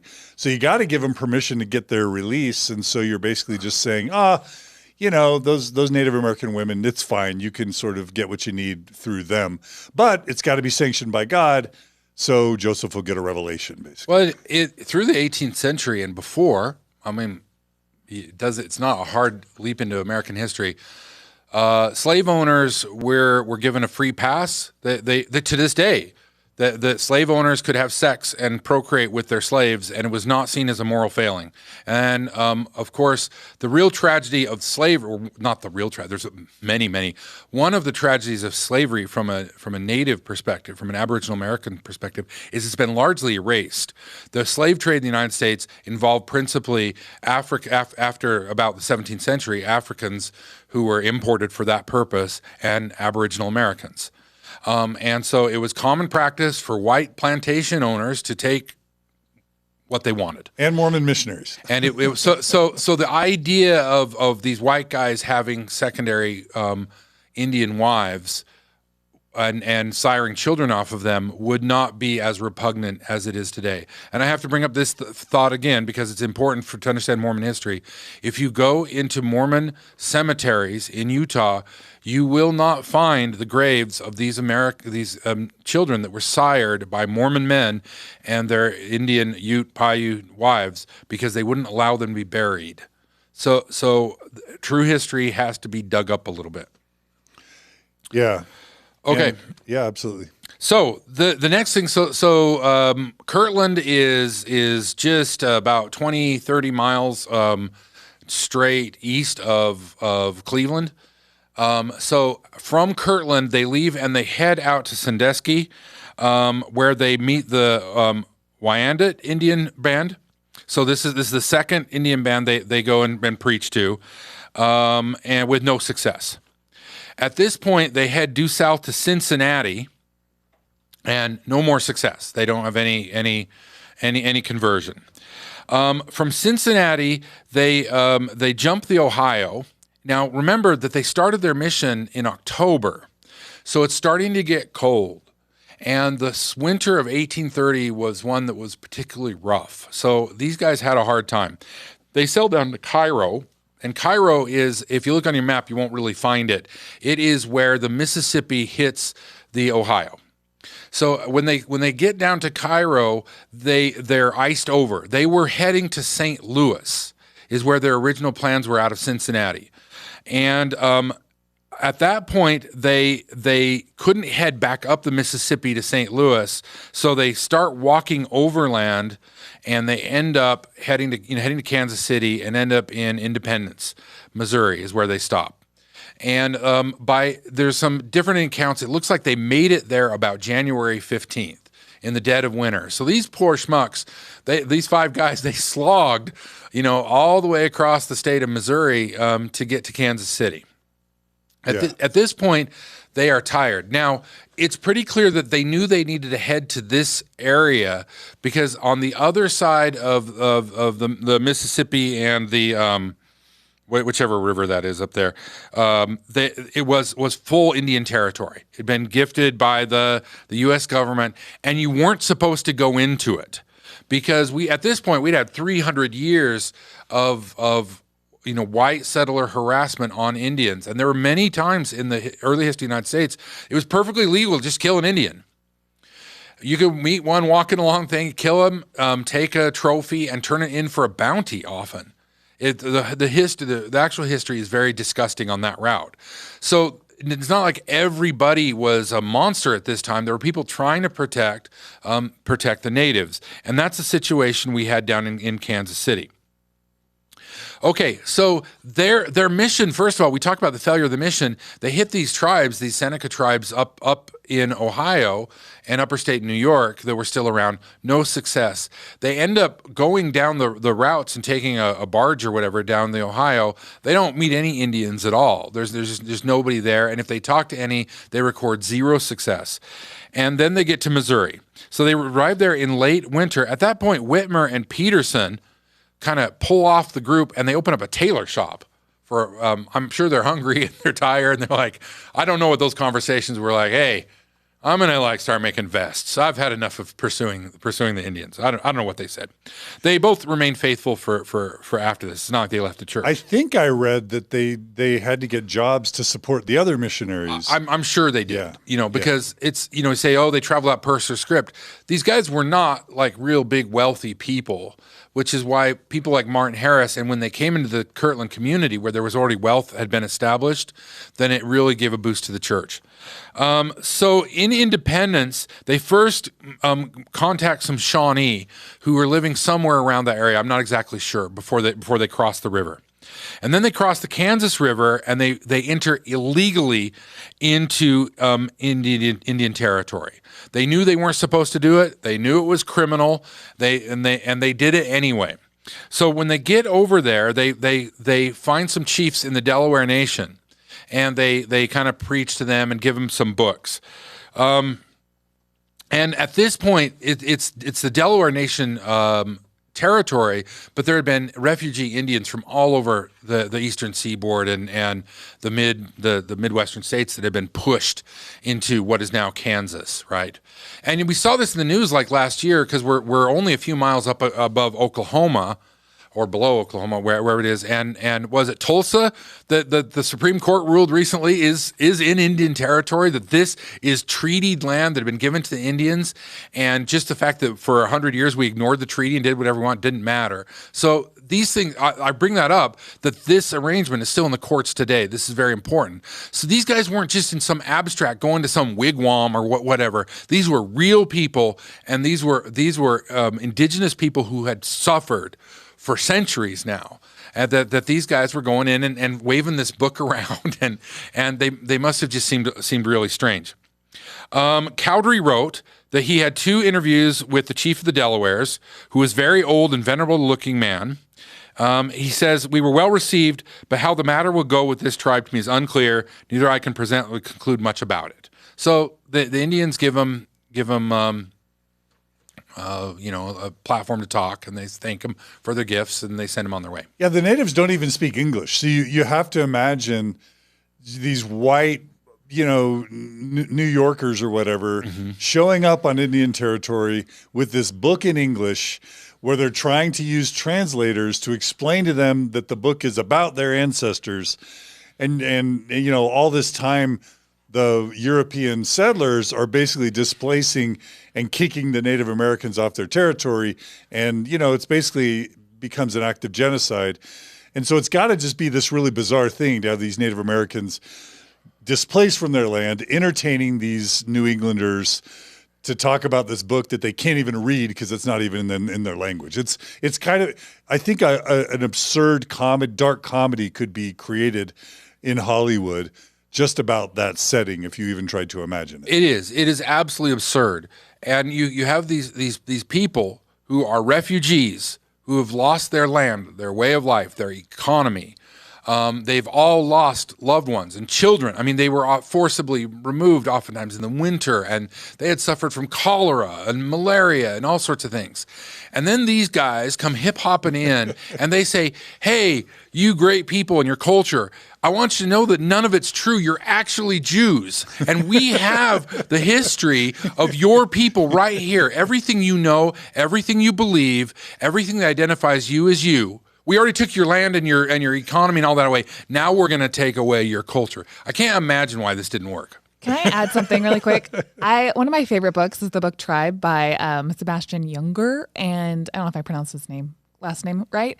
And the first half of the book, have you read this book? Yeah, That book Tribe? Yeah. It's one of my all-time favorites. Yeah.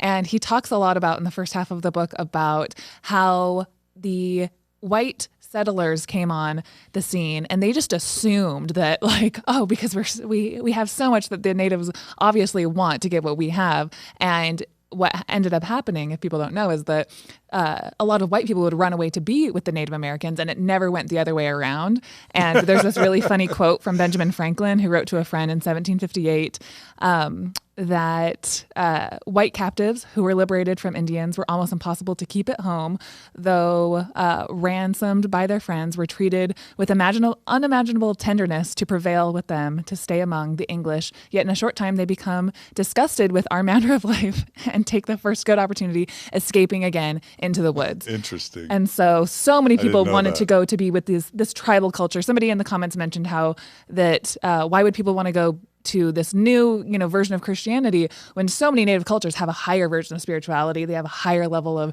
tribal organization, communal living, and ethical living. Yeah. And so I just wanted to get that across, that like, it's just kind of funny breaking that down in the wider context, not just Joseph Smith and Mormonism, but generally speaking in America, around the foundation of our country.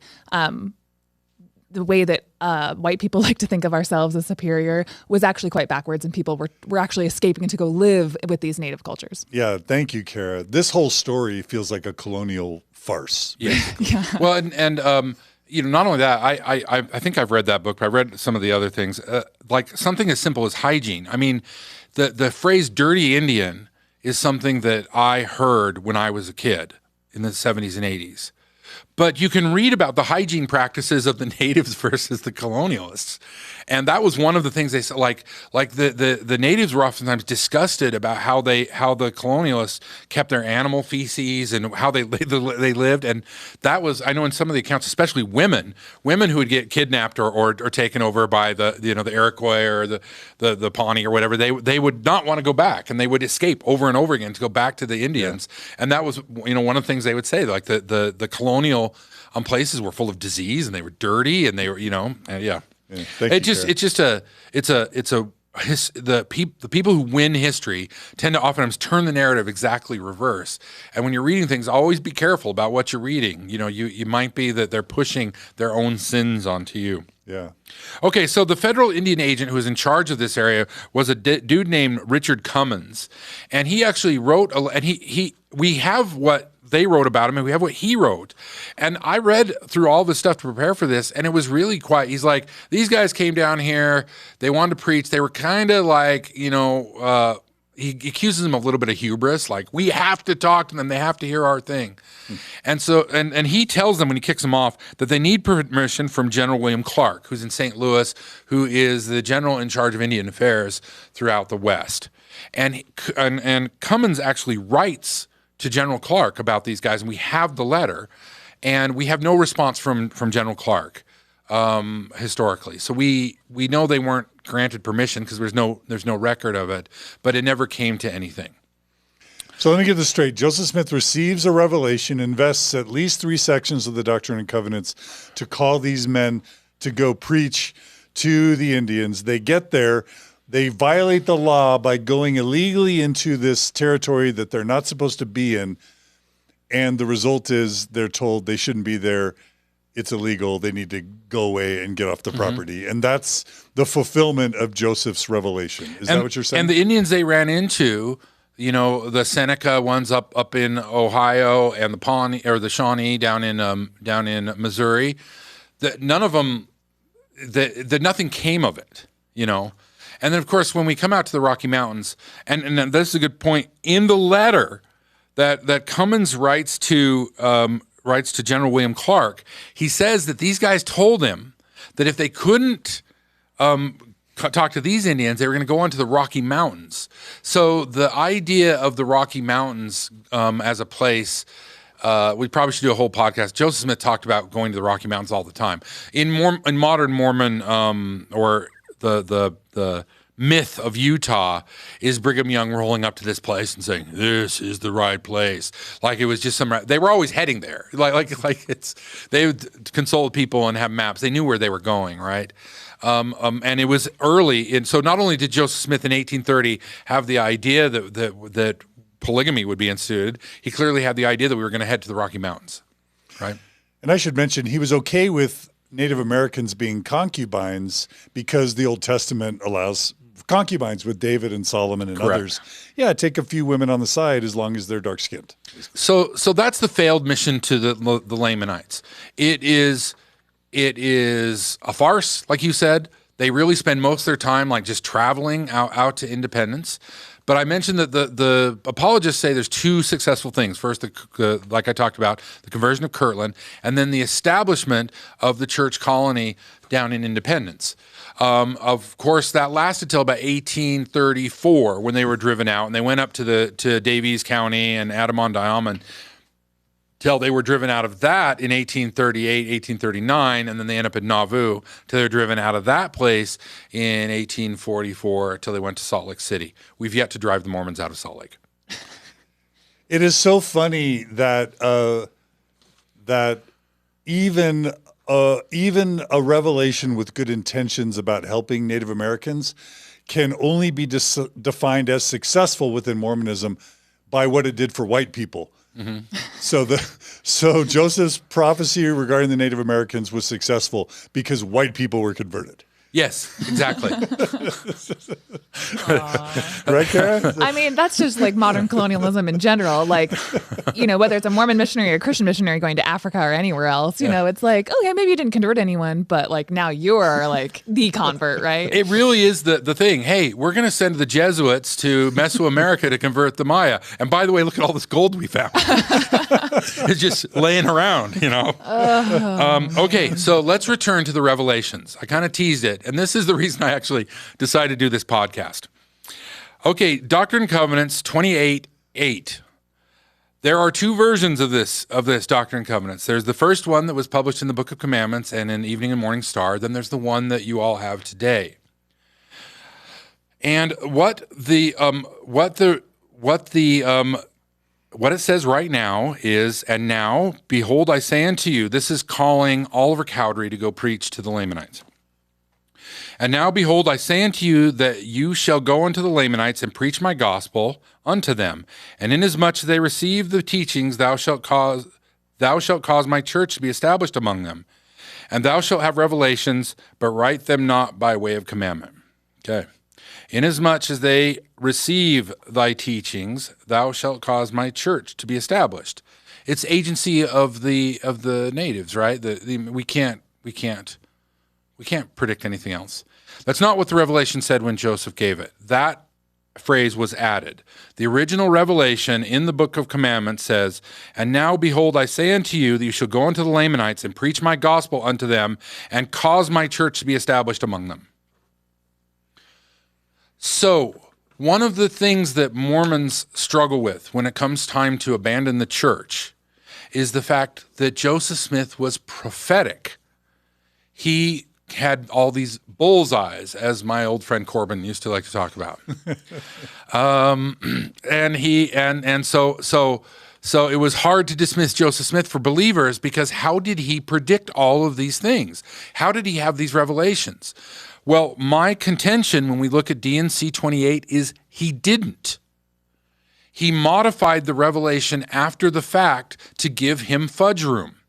The statement that you shall go to the Lamanites and preach my gospel and cause my church to be established among them as a revelation from God, Joseph Smith speaking in the voice of God, is very clear and unambiguous that he's supposed to preach the gospel and establish the church. Number one of that, the two clauses there, he barely accomplished, maybe, D- work. Number two, fail. The church was not established among the Lamanites at all. This revelation is a clear miss and is a clear indication that Joseph Smith could not prophesy, at least for as far as this goes. Now let's look at the next one. Verse 10. So that's verse 8. We're going to skip down to verse 10. Thou shalt not leave this place until after the conference, and my servant Joseph shall appoint to preside over the conference by the voice of it, and when he saith to thee, thou shalt tell. The original one said rule over, and Joseph shall be appointed to rule over the conference. So Joseph, it's not necessarily related directly to this experience, but it shows how they manipulated the revelation. The first revelation gave Joseph Smith the authority to rule over the conference, and the conference wouldn't be considered to be the 2 days that he's there. It'd be considered to be the people who are part of that conference. He was established by revelation to be the ruler. People would read that later and say, oh, come on. So they went and scratched it out and put preside over. Okay, D&C 30. Verse 5 and 6. We're going to pick it up in verse 6. And be you afflicted in all afflictions, even lifting your hearts unto me in prayer and faith for his and your deliverance. For I have given unto him power to build up my church among your brethren, the Lamanites. That's what your Doctrine and Covenants says right now. I have given unto him power to build up my church among your brethren, the Lamanites.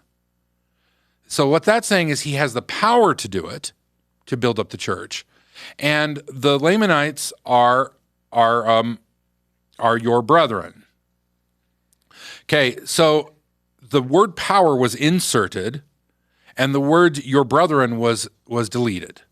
So what the original revelation would say, I have given unto him to build up my church among the Lamanites, among your brethren, the Lamanites. The brethren makes the Lamanites seem like they're part of the congregation. They're part of the church. They're part of the conference. They're your brethren. So they scrapped that phrase, and then they instituted the phrase power. Rather than say, for I've given unto him to build up my church. That's what God is saying. This is the person that will build up my church among the Lamanites. That's what the original revelation said. No one built up the church among the Lamanites. So they inserted that tricky little word power right there. Yeah. I give unto you the power to stop the storms. The storm comes, and you say, well, he's not a prophet because he has the power to stop. I have the power to stop the storm, but I didn't actually stop the storm. And that's the tricky thing they're doing right there in that verse, right? And then verse 7, and none have I appointed to be his counselor over the church concerning church matters, except it is his brother, Joseph Smith, Jr. And this is referencing the fact that Oliver was the second elder, and so Joseph is at this point, when he's modifying these revelations, taking away that power. So the original revelation said, and I have appointed to be, and none have I appointed to be over him in the church, except his brother Joseph Smith Jr. Okay, so I just kind of mangled that a little bit. We're talking about Oliver Cowdery, who was set up to be the second elder. And the interpretation is he was second in charge of the church. First elder, second elder. They didn't have the hierarchy like they have now. These guys were both at the top rung. And the original thing, none have I appointed to be over him, Oliver Cowdery, in the church, except his brother Joseph Smith. So the original revelation said, nobody is better, has more authority than Oliver, except Joseph. And it just says to be over him. And then they instituted his counselor. So what they did is they took Oliver's power and limited it to the domain of being the counselor of Joseph Smith. And then they inserted the word concerning church matters. Let me read the two to you one more time. The original revelation says, and none have I appointed to be over him in the church except his brother Joseph Smith Jr., him being Oliver Cowdery. Though what it says now is, and none have I appointed to be his counselor over him in the church concerning church matters, except it is his brother Joseph Smith Jr. Because Joseph Smith always retained power to give commentary on the economics, how many boots would be manufactured in Nauvoo, who people married, where they lived. Joseph Smith had full domain, as Brigham Young seized power to do so. There was no differentiation between ecclesiastical and financial matters. So Joseph Smith made sure that Oliver Cowdery's power was limited in the revelation. Those two things, so there's two revelations I showed you that were just modified to make the mission to the Lamanites appear to be at least successful. So as a modern Mormon, when you are reading that book, Joseph Smith got that right only because it has been changed, only because it has been modified by probably Joseph Smith himself. You know what? You give me the same set of tools that Joseph Smith had, I will be as great a prophet as he was. Yeah. Because if you can rewrite any of your revelations to match what actually outcomes, then of course you're going to be there. So this goes to the whole point of why I selected this thing to talk about. It's a pivotal story in church history, but we've completely redefined the story, so it doesn't mean to us anymore what actually happened there. And then we have actually modified the Word of God, which is condemned with rather strident language in many places in the Scripture of changing the Word of God to make Joseph Smith look like he wasn't a buffoon. Absolutely. Yeah. Yeah, so there's so many problems. There is the problem of Joseph Smith spending so much of the early Doctrine and Covenants sending these men on missions to Native Americans. That failed. So that's number one. Number two is he's giving them permission to have sex with these Native American women, but only because they're inferior and dark-skinned. And so it's okay to have sex with dark-skinned women if you're a colonizer on the frontier and you're missing your wife. So that's the second problem. The third is the church is changing the revelations afterwards to make Joseph Smith sound like his prophecies are coming true when they weren't. And that's not to mention the fact that the entire Book of Mormon was written based on the mound builder myth, which was super racist to begin with, and that we're basically erasing the authentic culture and identity of the Native Americans and instead trying to replace it with basically Bible, New Testament Bible fan fiction based on the mound builder myth that then erases people's own culture, language, and identity. And then there's the fact that the whole Book of Mormon was literally written with this primary purpose in mind, which failed. But now modern Mormons don't even think about it anymore. And they just sort of say, these are not the droids you're looking for, and they move on. We've stopped caring about the Indians or the Native Americans anymore. And somehow the truth marches on. There are just so many reasons why this should be giving an Orthodox Mormon pause to think that the restoration had any real validity. Well, all that's absolutely true. And they set up a colony in Independence, and they were there for about 3 years. As far as I know, and I'm happy if somebody can correct me, there was no further attempt to make excursion into to visit the Delaware Indians. Like they ran into a procedural snafu. And in fact, Cummins wrote the letter, saying these guys want access. They could have sent a contingency up to St. Louis. As a matter of fact, after I think Parley P. Pratt went up to St. Louis, and because there he dispatched a letter to Joseph Smith explaining what had happened. And I don't think there's any record of him trying to contact the general to try to get further access to the Indian territories. When they were in the colonies in Missouri and in Illinois, there were settlers, Mormon settlers, who were illegally settling in Indian land. That especially became true up in Nauvoo, where they're heading across into Oklahoma. Winter Quarters was a town that was outside of, Winter Quarters outside of Omaha, and they weren't supposed to be there. Then when they went to Salt Lake City, that was Mexican territory and Indian territory. And, I'm thinking the irony is the Mormons and Brigham Young kept trying to establish missions to the Indians, but they could never decide if they wanted to kill them or convert them. and we had a long series of wars with the Ute Indians and the Blackfeet and others around here. And when you read the writings of the time, it's very colonial. The Mormons do not look at Indians at all, the natives of this territory, meaning Utah, Arizona, Idaho, as being human beings, let alone people who are co-inheritors of the city of Zion, right?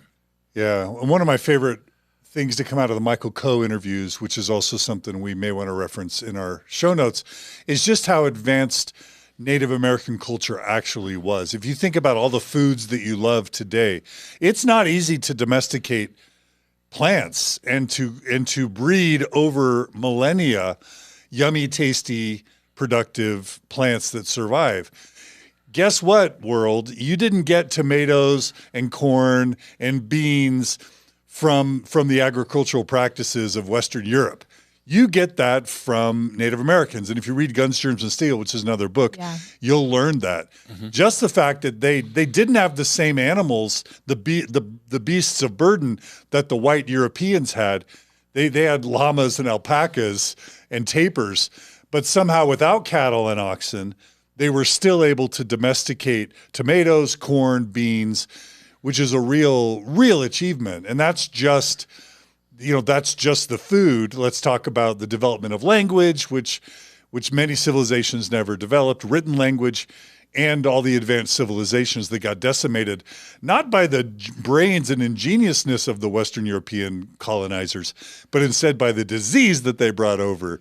Well, and a mind blower, and I apologize, because the conservatives out there are saying, they say stuff, but the founding fathers, the very jurisprudence of the United States was based in large part not exclusively English common law and other and French philosophers and stuff influenced, but the Iroquois nations and their ways of governing.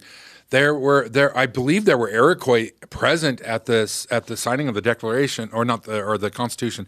Anyway, they got involved. So there were a lot of ideas, not just of food and that we had stolen from the natives, but of the very idea of how to govern and how to vote and all those things.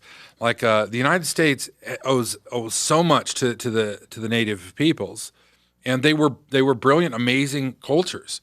Yeah.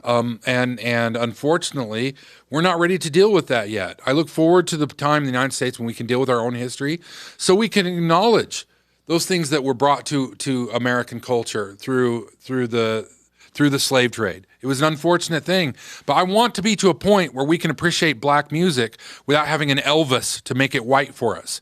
I want us to get to a point that we can acknowledge Native American philosophy without whitewashing it through the founding fathers, and recognize that there was something lost and something gained. And we're all dirty, right? We all have experienced privilege that comes from the poor choices of our ancestors, and that's okay. Like, as to me, it's a fundamental part of Christianity, right? That we're all fallen, and the idea of like things like critical race theory or acknowledging slavery and the genocide of indigenous peoples is important for us to recognize in what ways we are fallen, so we can get redemption. To me, it's a standard Christian arc. I don't know why me as a non-Christian, I'm always like trying to pull Christianity out on people, but there's some good stuff in there. You guys should read the Bible, at least parts of it. Yeah.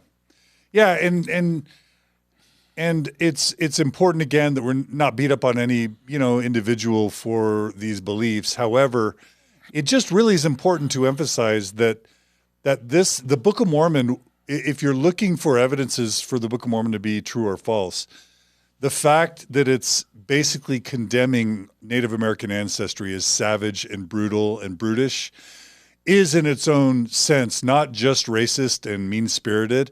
It's just demonstrably false. It's one of the biggest evidences that the Book of Mormon isn't true, because Native American civilizations were advanced, sophisticated, and laudable in just so many ways. And you mentioned this before, and adapted to the land.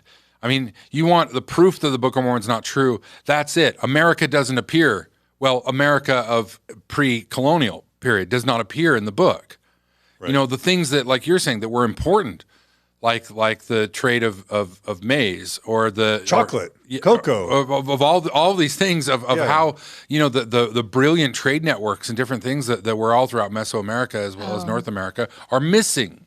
Oh yeah, I see what you mean. Like how it actually was versus what Joseph imagined it to be. Exactly. Right. His narrative that he weaved of like, I bet they lived like this. Right. And right. we know that's not true whatsoever. Joseph literally looks around, early 19th century New England, New York, and says, this is what Native Americans, I see Native Americans riding around on horseback. That must have been what they were doing 1,000, 2,000 years Correct. ago. And they were eating, wheat and barley and corn, basically all the things, with steels and swords and helmets. He just looks around, sees what he sees, and then writes that back into Native American history. Well, and we'll do a full podcast on this. I've done them in the past. If you Google John Larsen, Iroquois, or whatever, you'll probably find one of the presentations. Every description of Lamanites in the Book of Mormon, no matter if it's supposed to be 400 BC or it's 480, for 1,000 years, is all the Iroquois, the 19th century Iroquois. The Iroquois because that entire land was the land of the Five Nations. The Finger Lakes was like ground zero for the Iroquois nation and the mound builders, and we refer to those. And we have to remember, not everyone has searched all this stuff out. The ancestral people of the Iroquois, among others, buried their dead in heaps and mounds, and they kept doing it over and over. So you'd start getting these great big hills after 1,000 years. And if you dug through them, what you'd find? Body after body after body of warrior in battle armor, right? And if you dug in the top levels after the Spanish made contact and started trading, which I will remind people is in the 1500s, one of some of the biggest things that the natives loved to buy were swords from the Spanish. For obvious reasons, a sword is a useful tool. So you can dig back at Joseph Smith's time and find graves that are nearly 300 years old from Joseph Smith's time that are full of old armor. You're going to make conclusions off that, and the conclusions you're going to make are wrong. Yeah. I'm going to refer listeners to episodes 1063 through 1065 of Mormon Stories podcast. John Hamer comes on and discusses the Book of Mormon's 19th century context. And in there, he goes into depth about the mound builder myth. And it's just a really, really important episode. It's got visuals. It's really, really super good. I need to watch that. My mom wants to take my dad on a trip through the heartland of America to go look at all of the evidence for the Book of Mormon. So it's sad. It's really disappointing. And I wanted to read a comment from Radio Free Utah. Said, I wonder if Joseph believed Native Americans would be more amenable to his occult magic claims and therefore easier converts. And I think expanding so much of just religion in general, I think people think they have the special sauce, that we have the answer that people are looking for. And our version of spirituality is superior to people with other skin colors or other cultures. And that like white settlers were going to go in and they're going to like totally be down with what we are preaching to them.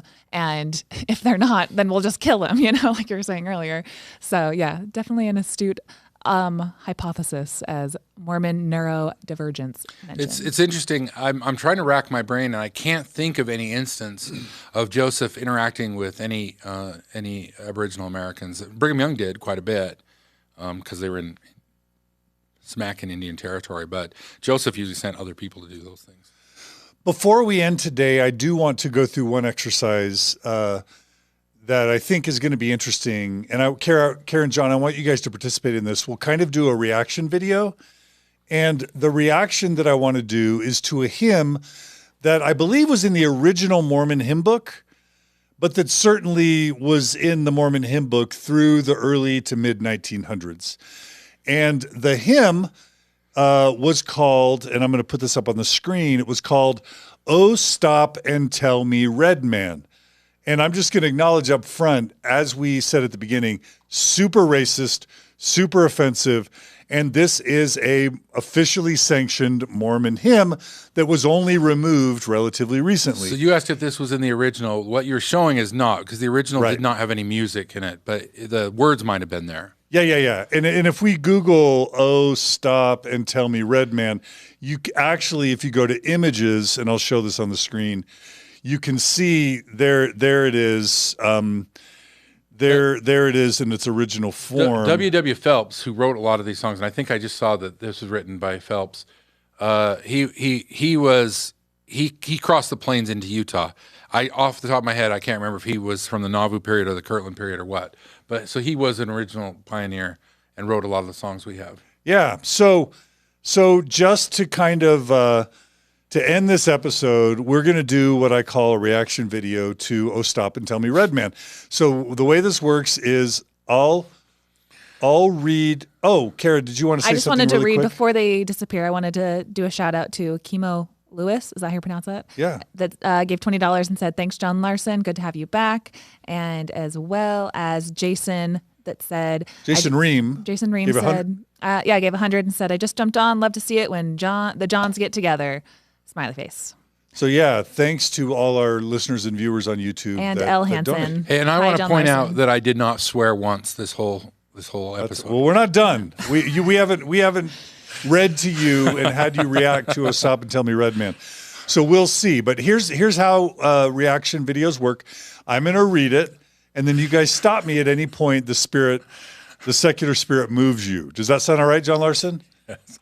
And Carah, when the table gets flipped over, you'll know. And Carah, I want you to be a part of this as well. Okay? So you're a full participant. Try and stop me. So viewers, I'm going to put up on the screen, "Oh, Stop and Tell Me, Red Man." There's 4 verses.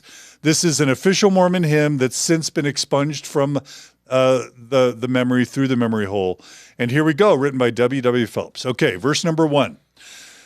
"Oh, stop and tell me, Red Man, who are you, why you roam, and how you get your living? Have you no God, no home? With stature..." Okay, wait a minute. I just got to stop there. So in the book, they're saying, why are Native Americans homeless? They're just roaming around. Why in the world would Native Americans be homeless? Yeah. John Larsen, they're just roaming. The Palestinians, they're all just in these camps. Why don't they have homes? So Oh my gosh. why Native Americans, why are you roaming? Okay. And how do you get your living? Why aren't you employed, Native Americans? Why aren't you? What jobs do you have? It's basically saying, okay. No reaction, Carah? Any reaction I'm just saying, so far? I mean, how much do you want to go into every single sentence? I think it's just, again, from a colonialist perspective, you're going to look at, like, because you don't live in a house the way I live in a house, you obviously don't have a house, right? Like, what is this? What You're are you doing? jobless. You don't have a job? Where's your W-2? Yeah, like, if you don't live the way that I live, you're obviously, like, just insufficient in God's eyes. Let's get you converted already. My first reaction is how quickly we accept the current reality as the reality. You know, like we came and we, meaning the colonial, or the very earliest colonialists in the 15th, 16th century, we came and we would see these vast civilizations. We come back 30 years later and they're all gone. We know now it was smallpox and other things that just decimated they figure as many as 90% of the Iroquois nation died from these diseases. And then we'd say, look at all these beautiful fields, like all the towns that are named like Clearfield and this Pleasant Valley. These were the places that were farmed by the natives, right? But just how quickly we forget that we took their land, meaning the colonialists, and we took their means of creating any kind of living, and we say, why do you not have any means of living? You know? Yeah. We're so forgetful. Well said, yeah. Yeah, so good. Okay, so And L. Hansen said, this song is unbelievable, and I have to disagree. It's actually very believable just that they would do that. Yeah. This is right on brand for the church, Okay, actually. so how do you get your living? gosh. Okay, have you no God, no home? With stature straight and portly, and decked in native pride, with feathers, paints, and brooches, he willingly replied. Okay, so that's verse 1. Any other reaction to verse 1? Well, it speaks to the root of like racism. Like what we do, you put on your Sunday best. You know, you put on your necktie, which serves no purpose, made of silk, and you put a brooch on it, and and you come in with your feather and your clothing that is not practical to work out in the field, and that's just us, showing our respect for God. But when the natives come in decorated however they do, you're vain. It's vanity. Human beings were just so terrible at empathy. And I have to say, saying that they had no God. Like, can you imagine telling Native Americans that their ancestors were godless? Right. Like, super offensive. Very, very. Okay, verse 2. This is the fictitious red man replying to verse 1. Okay, so this is in the voice of the fictitious red man in this super racist Mormon hymn. Quote, I once was pleasant Ephraim, when Jacob for me prayed, but oh, how blessings vanish when man from God has strayed. John Larsen, can you interpret what Red Man is telling us when he says, I once was pleasant Ephraim when Jacob for me prayed? So that goes to the biblical myth of the 12 tribes, and that was continued that these are God's chosen people. And Jacob had two sons, Ephraim and Manasseh, who became inheritors of Jacob and Reuben's seat on the 12, because Reuben had sex with one of his father's wives, right? So they're the replacement people, and the Book of Mormon teaches that the Native Americans were descendants of the house of Jacob from they're Jews. And we're basically blaming all this dysfunction, all this Israelite old world dysfunction on the natives, and they have nothing to do with all this silliness. Correct. But somehow now all of a sudden, fictitious red man needs to be framed in terms of Jacob and Reuben and all the silliness of the Old Testament. Okay, so So it goes on to write, before your nations knew us, some 1,000 moons ago. Why are you laughing at 1,000 moons ago? Because it's one of those tropes that, unfortunately, I watched cartoons when I was a kid in the 70s from the 30s. And, they would always have like Indians saying really offensive things. They always talk about like Indians couldn't keep track of days or weeks or months. They'd always talk about in moons. Many moons. And for some reason, like white Americans thought that was a funny insult. And I mean, I have no idea if anybody even says that at all, but it's always the words they'd put in their mouth to make Indians seem like they were children, like they were not as smart as white people. In fact, those of you listening won't remember that the Lone Ranger was a really famous black and white sort of TV series that had a white cowboy with a Native American sidekick. Does anyone remember what Tonto. the sidekick's name was? Tonto, yeah. Tonto, which in Spanish means what? I don't know. Dumb or stupid. Tonto means dumb or stupid. I did not know that. And of course Tonto would say many moons ago. It's just such a trope. Anyway, Carah, were you going to say something? Yeah, I went on the chat and said, Sarah Newcomb, where are you? I am speechless. And she did. She chimed in and said, I was told that by missionaries in recent years, the no God thing. That they were godless. That they were godless. Yeah. And she also said, I learned all this growing up as a child. My people's indigenous beliefs and ways of life were incorrect traditions. Yeah, not fun. And I hate to laugh at this, but it's one of those, again. We laugh so we don't cry. We laugh so we don't cry. It's terrible. Before your nations knew us, some 1,000 moons ago, our fathers fell in darkness and wandered to and fro. So basically, John Larsen, when the conquistadors from Spain and Portugal arrived in the Americas, natives were just wandering to and fro. Is that right? Just aimlessly wandering to and fro. No, when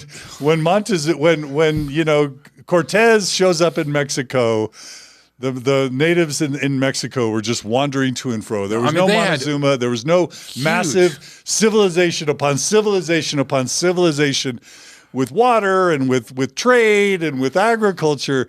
Natives were just wandering to and fro when the conquistadors arrived. Is that right? It's just nuts. The Iroquois, from upper state New York, they were settled. They had long houses. And they would sometimes move from time to time, and a lot of it had to do with hygiene of horses. If it's kind of like throws your world upside down. But horses poo, and they eat, and you can't keep them all in the same place. You have to move them around. But for the Iroquois and those people, they would oftentimes have a fishing village and a hunting spot. It was really the Plains Indians.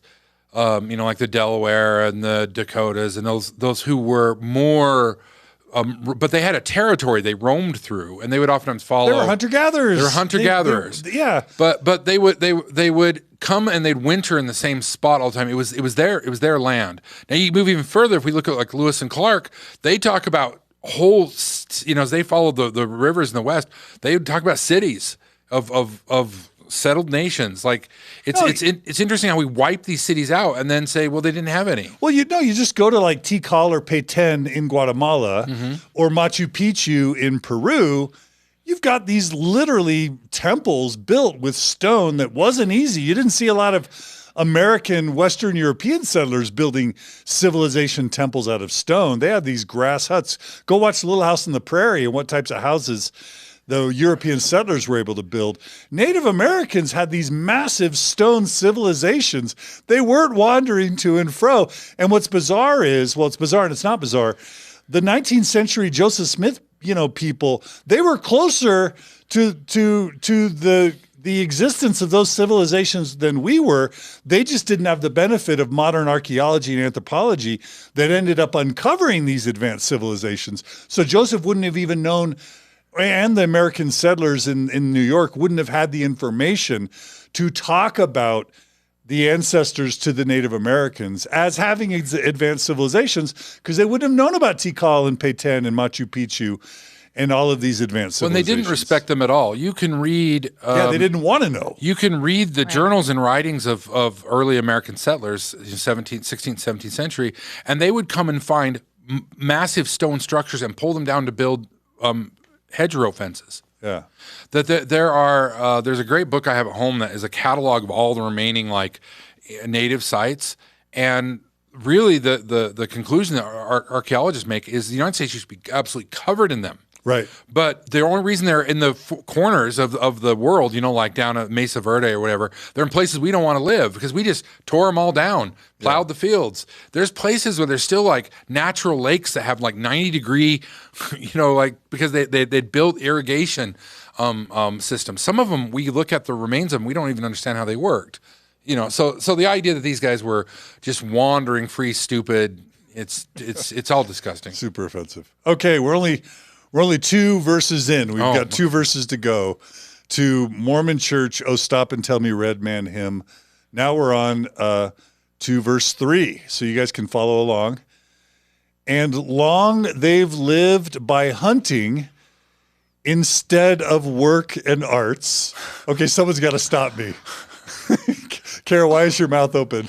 Are you yawning? This is the same thing we've said already, where it's like, why don't you just like ask them? Like, why are you? This is so presumptuous. Like, of course they have culture and arts and like a rich history. So first of all, hunting isn't work apparently. Yeah. Apparently it's easy to go. Modern days we just go to the grocery store to get our food. Apparently it's not that much effort or work to actually hunt for your food. Any response to that? And I think about the early Mormon settlements. These are my people. So, but they were bumpkins. Like it was the hillbillies out in southern Utah, and they were up hunting and doing all this stuff too. Phelps was probably more a Salt Lake City man himself, and didn't realize that these are things that everyone is. Hunting was part of the culture of this place and all those places, and I don't understand why humans can look at one person doing something, another doing the same thing, and make a differentiation. Yeah, it's just so gross to say that they didn't work. Native Americans didn't work, even though hunting is incredibly hard. They didn't work, and so it says, and long they've lived by hunting. Of course, it's not acknowledging the massively advanced agricultural systems in Meso and South America that we all benefit from now. You would not have corn, tomatoes, beans, chiles, any of that stuff, jalapenos, without the advanced agricultural systems of Meso and South America.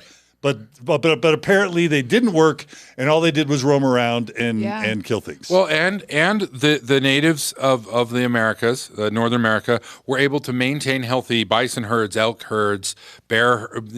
Like when the white settlers came here, the environment was in balance. This is with, again, 50 million people living in what would be the United States today. Yeah. So it's not only the W.W. Phelps people has decimated all of that. Right. Like it's all destroyed, right? There are still hunting, but it's in patches and stuff. So we couldn't do what they were able to do, and here we're insulting them for it. I was going to say, in the framing of what I was talking about with the tribe book, maybe this is all just like more propaganda because they're losing so many people to what's actually was originally what they thought was an inferior civilization. They're actually recognizing it's superior, and people are wanting to run away and go live with them. So it's like, you don't want to live with them because they're roaming around wild. They don't even work. They don't even have arts. So it's all just like this propaganda in song form. For sure. No, absolutely, Carah, you're right. Like, John, you talked about how we needed the Curse of Cain myth back in the 17 and 1800s as Christians to justify the slavery that we were engaging in as we were capturing Black Africans, bringing them to the United States and enslaving them. We needed a narrative to justify that. Similarly, the entire mound builder myth that Joseph Smith wasn't even original with Joseph Smith. The mound builder myth that he co-opted, and there's a really good book about the mound builder myth. I think his name is Jason Melito that we should probably link to in the show notes. The entire reason that we had to create the mound builder myth was because we were displacing and killing and basically committing genocide on the Native Americans, and we needed a justification. So the justification was they were dirty, lazy, slothful, violent savages. And so, and that's why we're able to kill and displace them. Carah, you're 1,000% right. That is exactly what's going on. Yeah. And then you do it in song form. It's just like people are whistling it through the streets and you now. teach it to your little baby. Well, that's what's important. You have to have these things so ingrained that kids grow up just thinking, oh well, Indians are a secondary people. They're a secondary. They're the butt of the joke. They're the people who get conquered in every movie. You know. Yeah. That's why, like, if you want to learn about something, I know that this is going to be ironic coming from the Mormon Stories podcast, but if you do want to learn about whatever, if it's a sports team, if you want to know the stats on, like, the Yankees game, you don't talk to, like, a Red Sox fan because you're not going to get an accurate representation. And I know this comes across a little bit ironic because of the way that sometimes we talk about the church here at Mormon Stories. But generally speaking, I think that this is just a huge red flag to people listening that, hello, like, the church for so long needed to paint a narrative about Black people, Indigenous people, women, so many people, because they needed to put them in their place. Mm-hmm. And they had a specific narrative for many years about God's intentions for these people. And it always benefits one certain type of person. I'll let you guys fill in the blank what that person was. Right. And that was the person forwarding the narrative. Mm-hmm.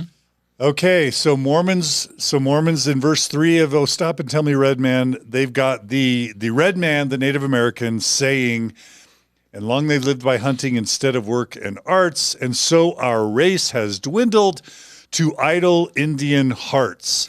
So the red man is describing his own people as lazy and idle Indian hearts. He goes on to, in verse 3, continue and says, "Yet hope within us lingers." So the red man's hopeful, according to the 19th century Mormons. The red man's hopeful. Don't lose hope, red men, because red man is hopeful. And he says, "Yet hope within us lingers, as if the Spirit spoke. He'll come for your redemption and break your Gentile yoke." What the heck does that mean? Redemption and the Gentile yoke? I don't even know what that means. Well, the Book of Mormon acknowledges that, interestingly enough, that the Indians are going to be buffeted around, mistreated by white man. I think that Joseph recognized that, at least, that there was some acknowledgement that was happening, right? Yeah. So it's sort of canonized. But what you see is people rationalizing and to get rid of that cognitive dissonance. Well, we see that these people are being mistreated. We're mistreating them. There's a reason for it. Yeah. And for Mormons, the ultimate reason is it's God. God wants it to happen. Yeah. God wanted the Trail of Tears because Laman, 2,400 years earlier, was a dick. Right? I mean, that's like, there's these things that happen that we can find no archaeological evidence of, no cultural evidence of, no anthropological evidence of, nothing. But according to the Book of Mormon, these people have terrible lives filled with disease and addiction and lack of access to clean water, lack of access to electricity, lack of access to healthcare, because of what decisions were made in a civilization that is completely lost to us, other than this book written by a kid in New York. Yeah. That's the God you all believe in. I thought we were supposed to only be accountable for our sins and not, like, Adam's transgressions. I thought that was like a selling point of Mormonism, right? Is that you're accountable for your own sins, unless it has to do with, like, dark people. We kind of dealt with that in the Cain one, right? But yeah, it's true. When you say it out loud and you diagram it out, it's those blessings are given to white people, and anybody who's not white, Indo-European, doesn't have those blessings. God doesn't care about them. Why has God never sent a prophet to China? Yeah. Well, some would say, oh, he has. It's just lost. Well, what's the difference between a lost prophet who nobody knows their words and no prophet at all, Or India.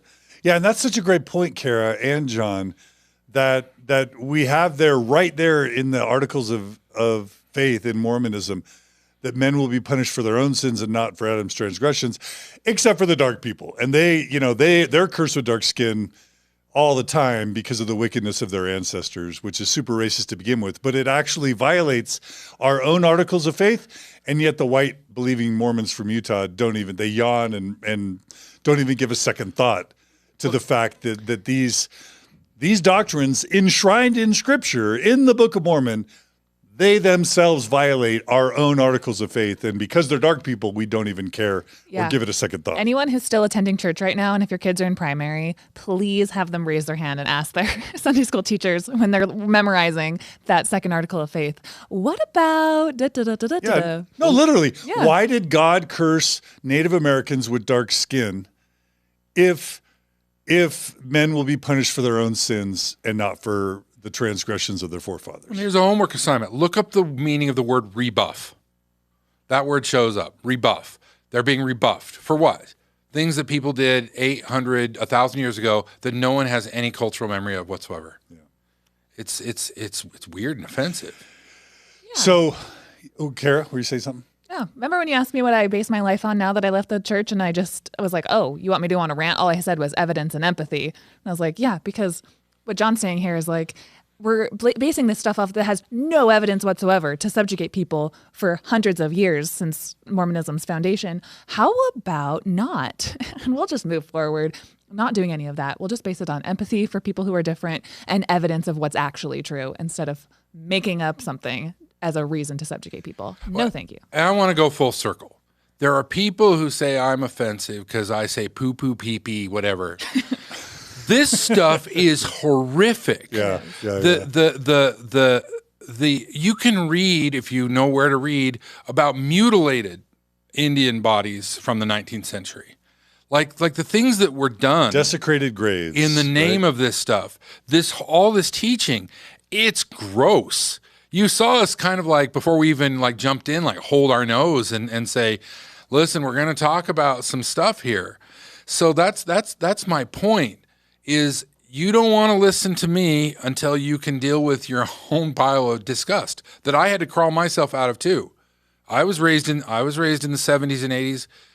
I was raised in a culture of continual, perpetual white supremacy.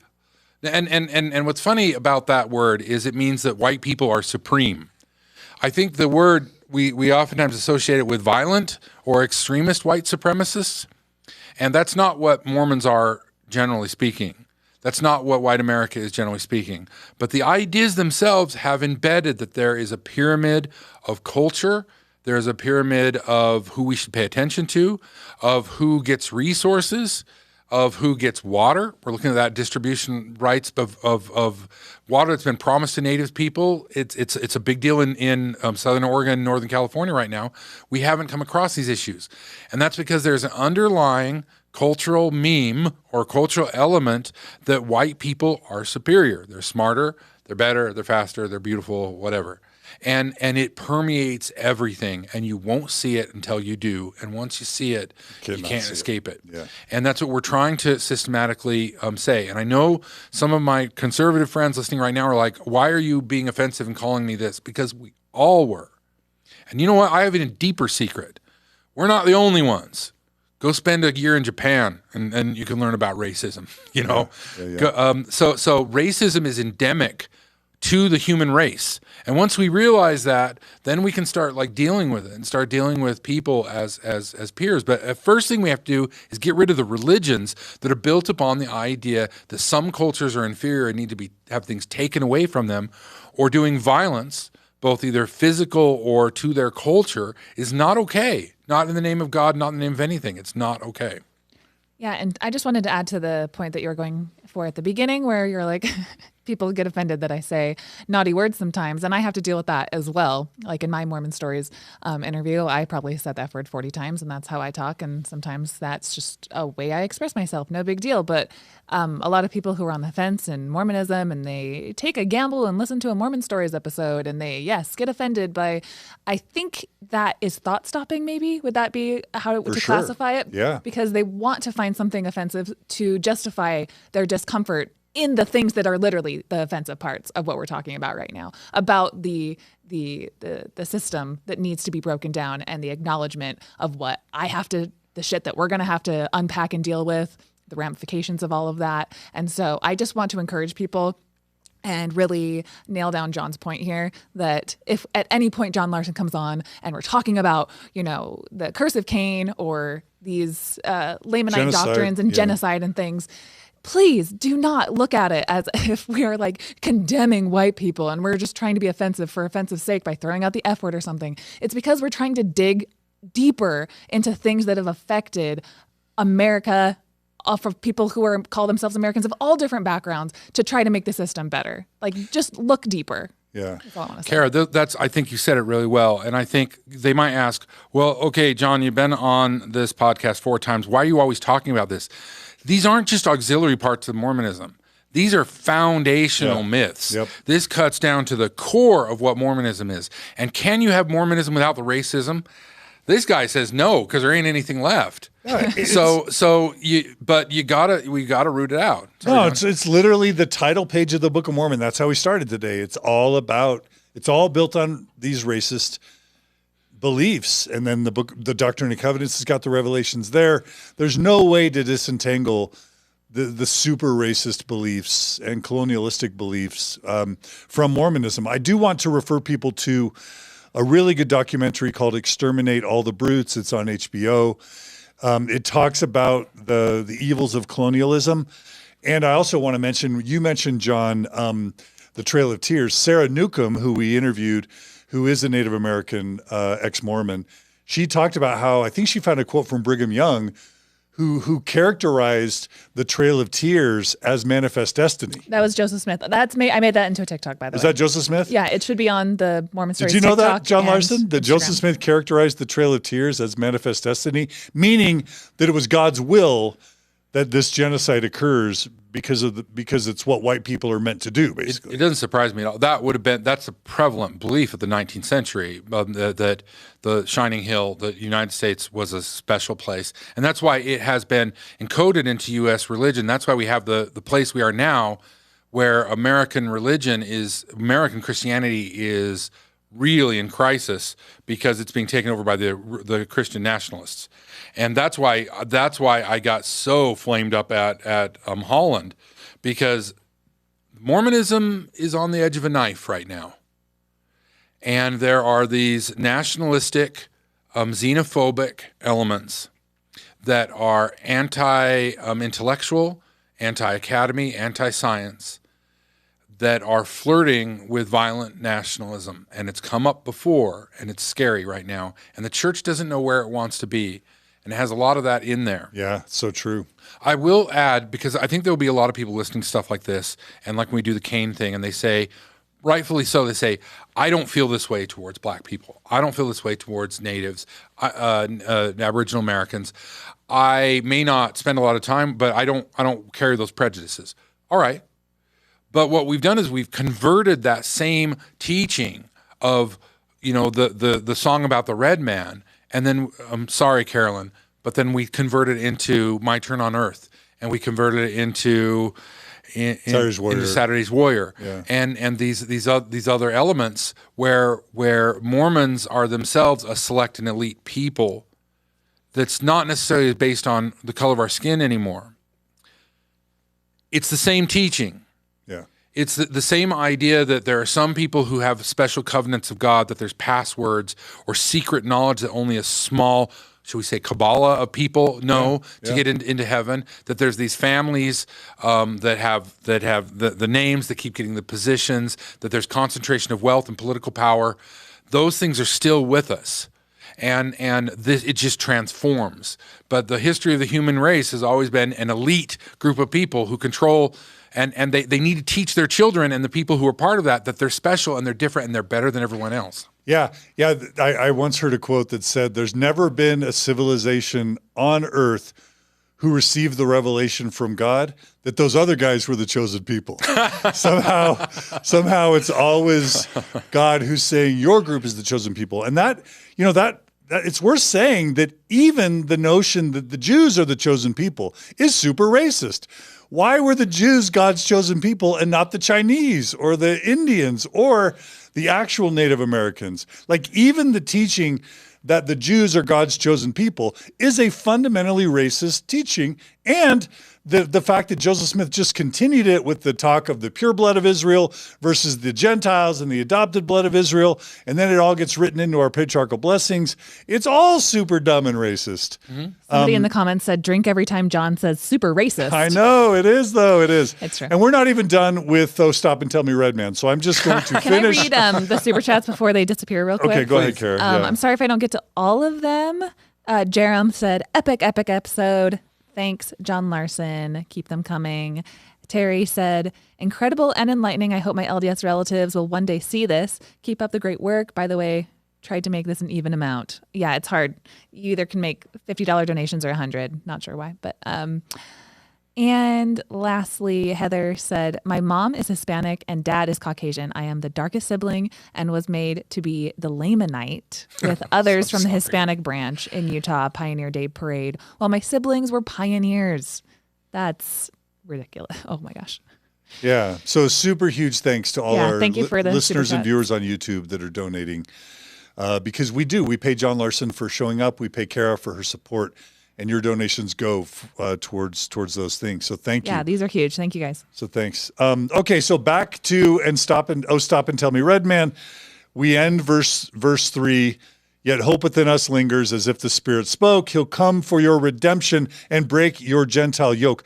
The point that I wanted to make there is this idea that Native Americans are yoked and that once they become righteous, the yoke will be broken. That really is self-blame. It's basically, it's a common cult technique that when you're being, when undue influence is being exerted over you, it's somehow your fault. I don't want to hit you with my belt, but you just make me do it. Yeah. So Native Americans, you're under yoke of the Gentile because of your own wickedness. But if you become Christian and if you adopt this super racist, Mormon narrative, we'll relieve you of your yoke and you'll be restored as the pure blood of Israel, which, by the way, still hasn't happened and is 2021, but that's the whole point of this podcast. Okay, so we've now finished with verse 3 of Oh Stop and Tell Me, Red Man. We are now on to the final verse. It's amazing. Verse 4. Here we go. And all your captive brothers from every clime shall come and quit their savage customs to live with God at home. Then joy will fill your bosoms and blessings crown our days to live in pure religion and sing our Maker's praise. I just want to point out that it wasn't a slip of John. It really was bosoms. It really was in plural. Bosoms. Yeah. And that's, you could say that it ends on this euphoric note that someday the Native Americans will be freed from their captivities, that they'll all come together, quit their savage customs, which is super offensive and racist, to live with God at home. They'll have joy in their bosoms, blessings with crowns in the final days, to live the pure religion and sing their Maker's praise. And again, it's 2021, and none of Joseph Smith's prophecies have ever come true. And in fact, the church has abandoned and forsaken the Lamanites. They've changed the name of the Lamanite generation performing troupe at BYU to, what's the name now? New something generation. They're not even the Lamanite generation anymore. We don't know who the Lamanites are because modern DNA science has shown that Native Americans are in fact not descendants of Israelites from 600 BC, but instead are literally descendants of Mongolians that came across the Bering Strait 12,000 years ago, and it's just all absurd and crazy. And it's all been disproved. None of the prophecies have come true. And so now what apologists have to do is shrink the Book of Mormon geography to this tiny little territory, because the DNA evidence and the linguistic evidence and the archaeological evidence and the anthropological evidence, plus all of Joseph's prophecies, have all been proven false. And so now we have, a whole series on Mormon stories that's been called Losing the Lamanites, where we don't even know who the Lamanites are anymore. And the brethren during General Conference don't even want to refer to Native Americans as Lamanites anymore. They'll secretly do it when they go meet with them in private. But in public, we don't even know who the Lamanites are anymore. The spirit of Spencer W. Kimball has been literally abandoned. And now this is just this footnote in history that is in fact a massive series of failed prophecies enshrined in the Doctrine and Covenants and then altered ex post facto to make Joseph Smith not look quite as bad as he otherwise should. And John Larsen, we have you to thank for bringing this whole topic to Attention on Mormon Stories podcast, because in addition to it being a blemish on Mormon history, it also proves Joseph Smith and the foundings of the Mormon Church and the Book of Mormon to be false. Am I wrong? Oh, it points to one of the central paradoxes of Mormonism. If you talk to Mormons in 1842, they would have had a whole lot of truths that had been revealed that they understood. And with each passing decade, there's fewer and fewer and fewer things that the Mormon Church asserts anymore. That the restoration of the gospel for these latter days, is it moving closer to truth or further away from truth? Because if you ask them today, mostly you'll get, I don't know. And you know what? Maybe God warned us about this, right? There's the scripture in Isaiah that talks about the boulder being cut forth the mountain. They'll roll forward and fill the earth or whatever, right? But what happens when you throw a rock down a mountain? Does it get bigger? No, it keeps chipping pieces off. So if you were to really roll a big boulder down a 40-mile trek down a mountain, at the end you'd have like a little pebble. You'd have a little, and that's what's happening. Joseph Smith cut this big rock out of the mountain, and we've slowly chipped away at every bit of it. And the question is, what's left? And a new logo. And you know what? All the good things of Mormonism, redesigned logo, Carah. You guys can have them without the church. Like family and community and all that stuff, it's free for the taking. You can have it. Yeah, I love it. Well, John Larsen, it's always a pleasure, and this is a really, really important topic, and it's totally been really unexplored and undiscussed in the Mormon podcast world. Mm-hmm. So thank you. Oh, my pleasure. Yeah. There's more of this to come. Please check out Sarah Newcomb's Lamanite Truth website and her Instagram page. We'll put links to all of that. Also, Monica Crowfoot and Sarah Newcomb and many other Native Americans wrote articles in the most recent issue of Dialogue, a Journal of Mormon Thought. So shout out to Dialogue, a Journal of Mormon Thought, that is trying to cover some of this stuff. Taylor Petrie and those good folks at Dialogue. We'll also include a link in our show notes to the latest issue of Dialogue.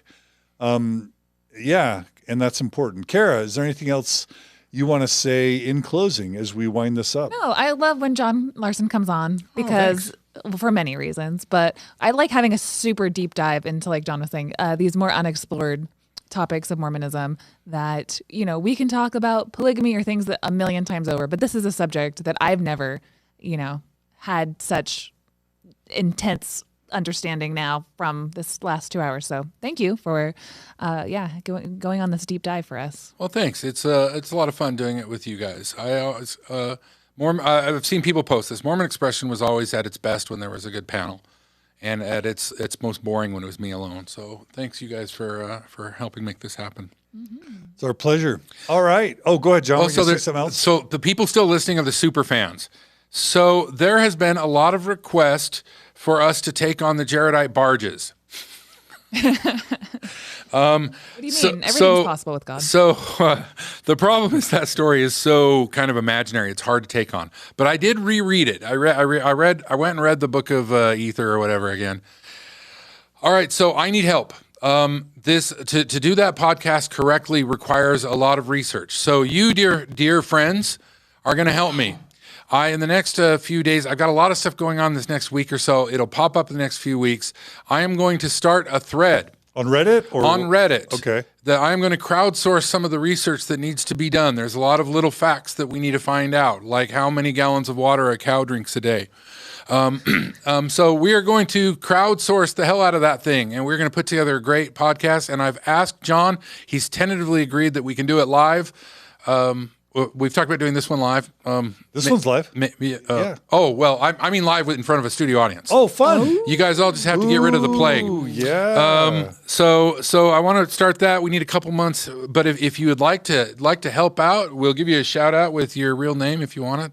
But we need a little help chasing down some facts for us. So we need farmers, we need submariners, we need Kelly Lang to come on and tell us how submarines need to have their own, like, what is it, like a nuclear power plant or whatever on the water filtration, sanitation. This is like you mentioned tapirs or whatever. That's one of my pet peeves because no one really talks about tapirs in the church, and the barges aren't actually submarines. But I just read. But they're tied onto a dish. They are tied like onto a dish. If it goes underwater, I call it a submarine. They can have water go over them, but they aren't exactly submarines. But we'll talk about it on a big long podcast. And I need your help. This is a chance to step up to the big leagues and become a Mormon Stories research analyst. Yeah. All right. I'll leave a link once you do the Reddit thread. Have you started it yet or no? No. Okay. Once you start it, I'll put it in the show notes. We should try and get Kelly Lang to come be a part of that episode. If she wants to, that would. Kelly's a guy. He's the one who's a submarine captain. He commanded a naval nuclear submarine for years. Yeah. And now he commands fleets. Yeah. Actually, I would love to meet and talk to Kelly. My father-in-law, my current father-in-law, was a submariner, and a very, very good friend of mine was also. So I've heard plenty of the tales of submarines, but there's more pressing issues on building this boat in the year 2000 BC or whatever it was. Right. So, yes, you guys have requested it. We'll get it done, but we need some help. All right. Beautiful. I'm so excited. I've made a couple TikToks about it, and that's always a real popular one when people are like, because even as a Mormon, I was like, oh, did we really believe that? Or how much was I supposed to believe? And I think Mormons need to confront how literal are we taking what is in the scriptures that is the most correct book of any book on earth. So that's always great. No, we established that my book is the most correct book. Oh, because it says this is the most correct book. It says that the Book of Mormon is the most correct book. Yes. Bingo. So the second most correct book. Right on. I get credit. And we have a comment from JC. JC writes, I will join Reddit just to contribute to the animal husbandry sort of topic on that episode. So that. And you're flashing stuff on the screen and everything. We're like big time. We're super high tech. And for listeners, I just want to end also as we began. If you guys don't know this yet, the entire Mormon Expression archive has now been put on 7 different podcast platforms in a partnership with John Larsen and the Mormon Stories and the Open Stories Foundation, thanks to the generous donations of you, our listeners. And if you go there right now, you can see there's been over 20,000 plays, 2,251 unique listeners. That's just on Spotify. And it even has metrics for the most popular episodes. And John Larsen, do you want to guess which episode is the most popular episode of all time? The most popular episode of all time is the Transoceanic Vessel that we just, which I can't listen to because if I had to redo it, we're missing tons and tons of information in there for the reason we talked about the Jaredite barges. But that one's one. The others ones that remain very important are the Expositor, the Mormon Expositor one was. There's too many to mention. There's too many. Word of Wisdom, Mormon Expositor, Nauvoo Expositor. We'll do the Word of Wisdom again. I think that one's worth D&C 132. There's lots of good ones. Yeah. At some point, maybe 20 years from now, you guys will be able to assemble John on the Doctrine and Covenants that will have gone through every single revelation because they're all screwed up.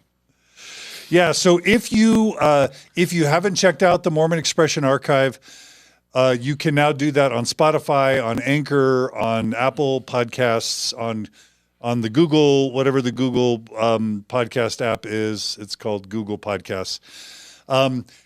If you donated to that, thank you. If you haven't, if you like John Larsen on Mormon Stories podcast, if you like the Mormon Expression archive being available, please go to mormonexpression.com or mormonstories.org/Mormon Expression.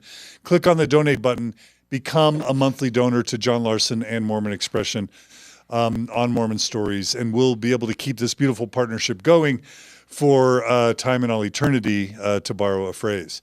So check that out. Again, thanks to everyone who supported it. Thanks to all our listeners today.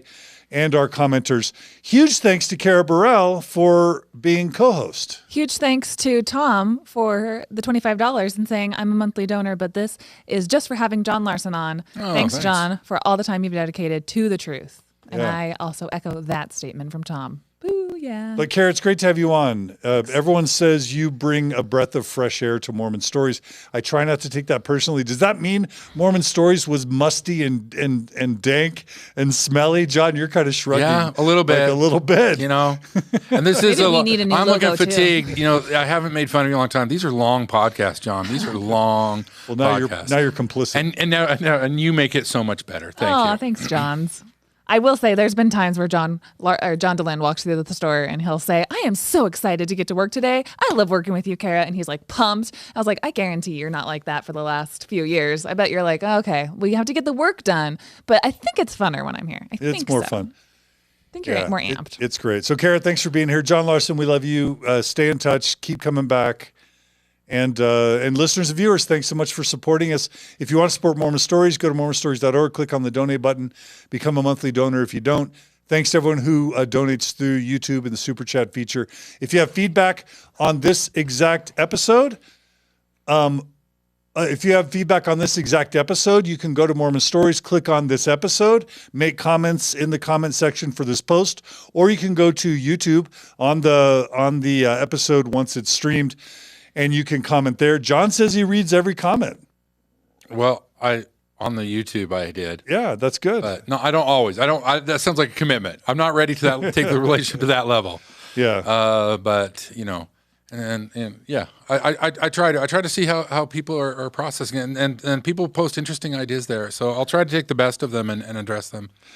And also, we just want to remind all of you that Thrive is back. So in addition to the Thrive for Women conference that's October 3rd over General Conference weekend, that's already sold out. Over 800 tickets sold out to this event. That's what happens when I'm hosting. That's right. Carah is hosting, and figure out if you can figure out how to sneak into that sold out event. Is Lisa Hacking speaking there? She's involved. She's one of the planners of it. Oh yeah, she's listen to her. She's fantastic. She's amazing. She's brilliant. But most excitedly, we are announcing that Thrive Day, November 2021, is now open for signing up and purchasing tickets. If you go to thrivebeyondreligion.com/events, you can find the Thrive Day in November 14th. You can buy tickets now. Sarah Edmondson and her husband, Nippy, they have a podcast called A Little Bit Culty. Sarah's been on The Vow, which is an HBO series on the Nexium cult. Sarah will be speaking at Thrive Day 2021.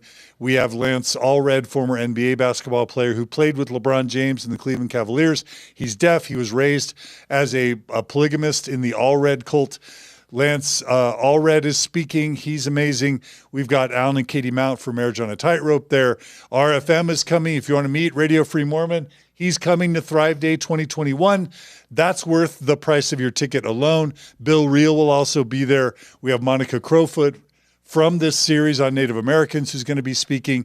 Luna Lindsay Corbden, the author of the book Recovering Agency about cult techniques within the Mormon Church. Luna Lindsay Corbden will be there, and many, many other cool guests. Latter-day Lesbians are going to be speaking. So Latter-day Lesbians, if you like the Latter-day Lesbians podcast, they will also be there in attendance and speaking.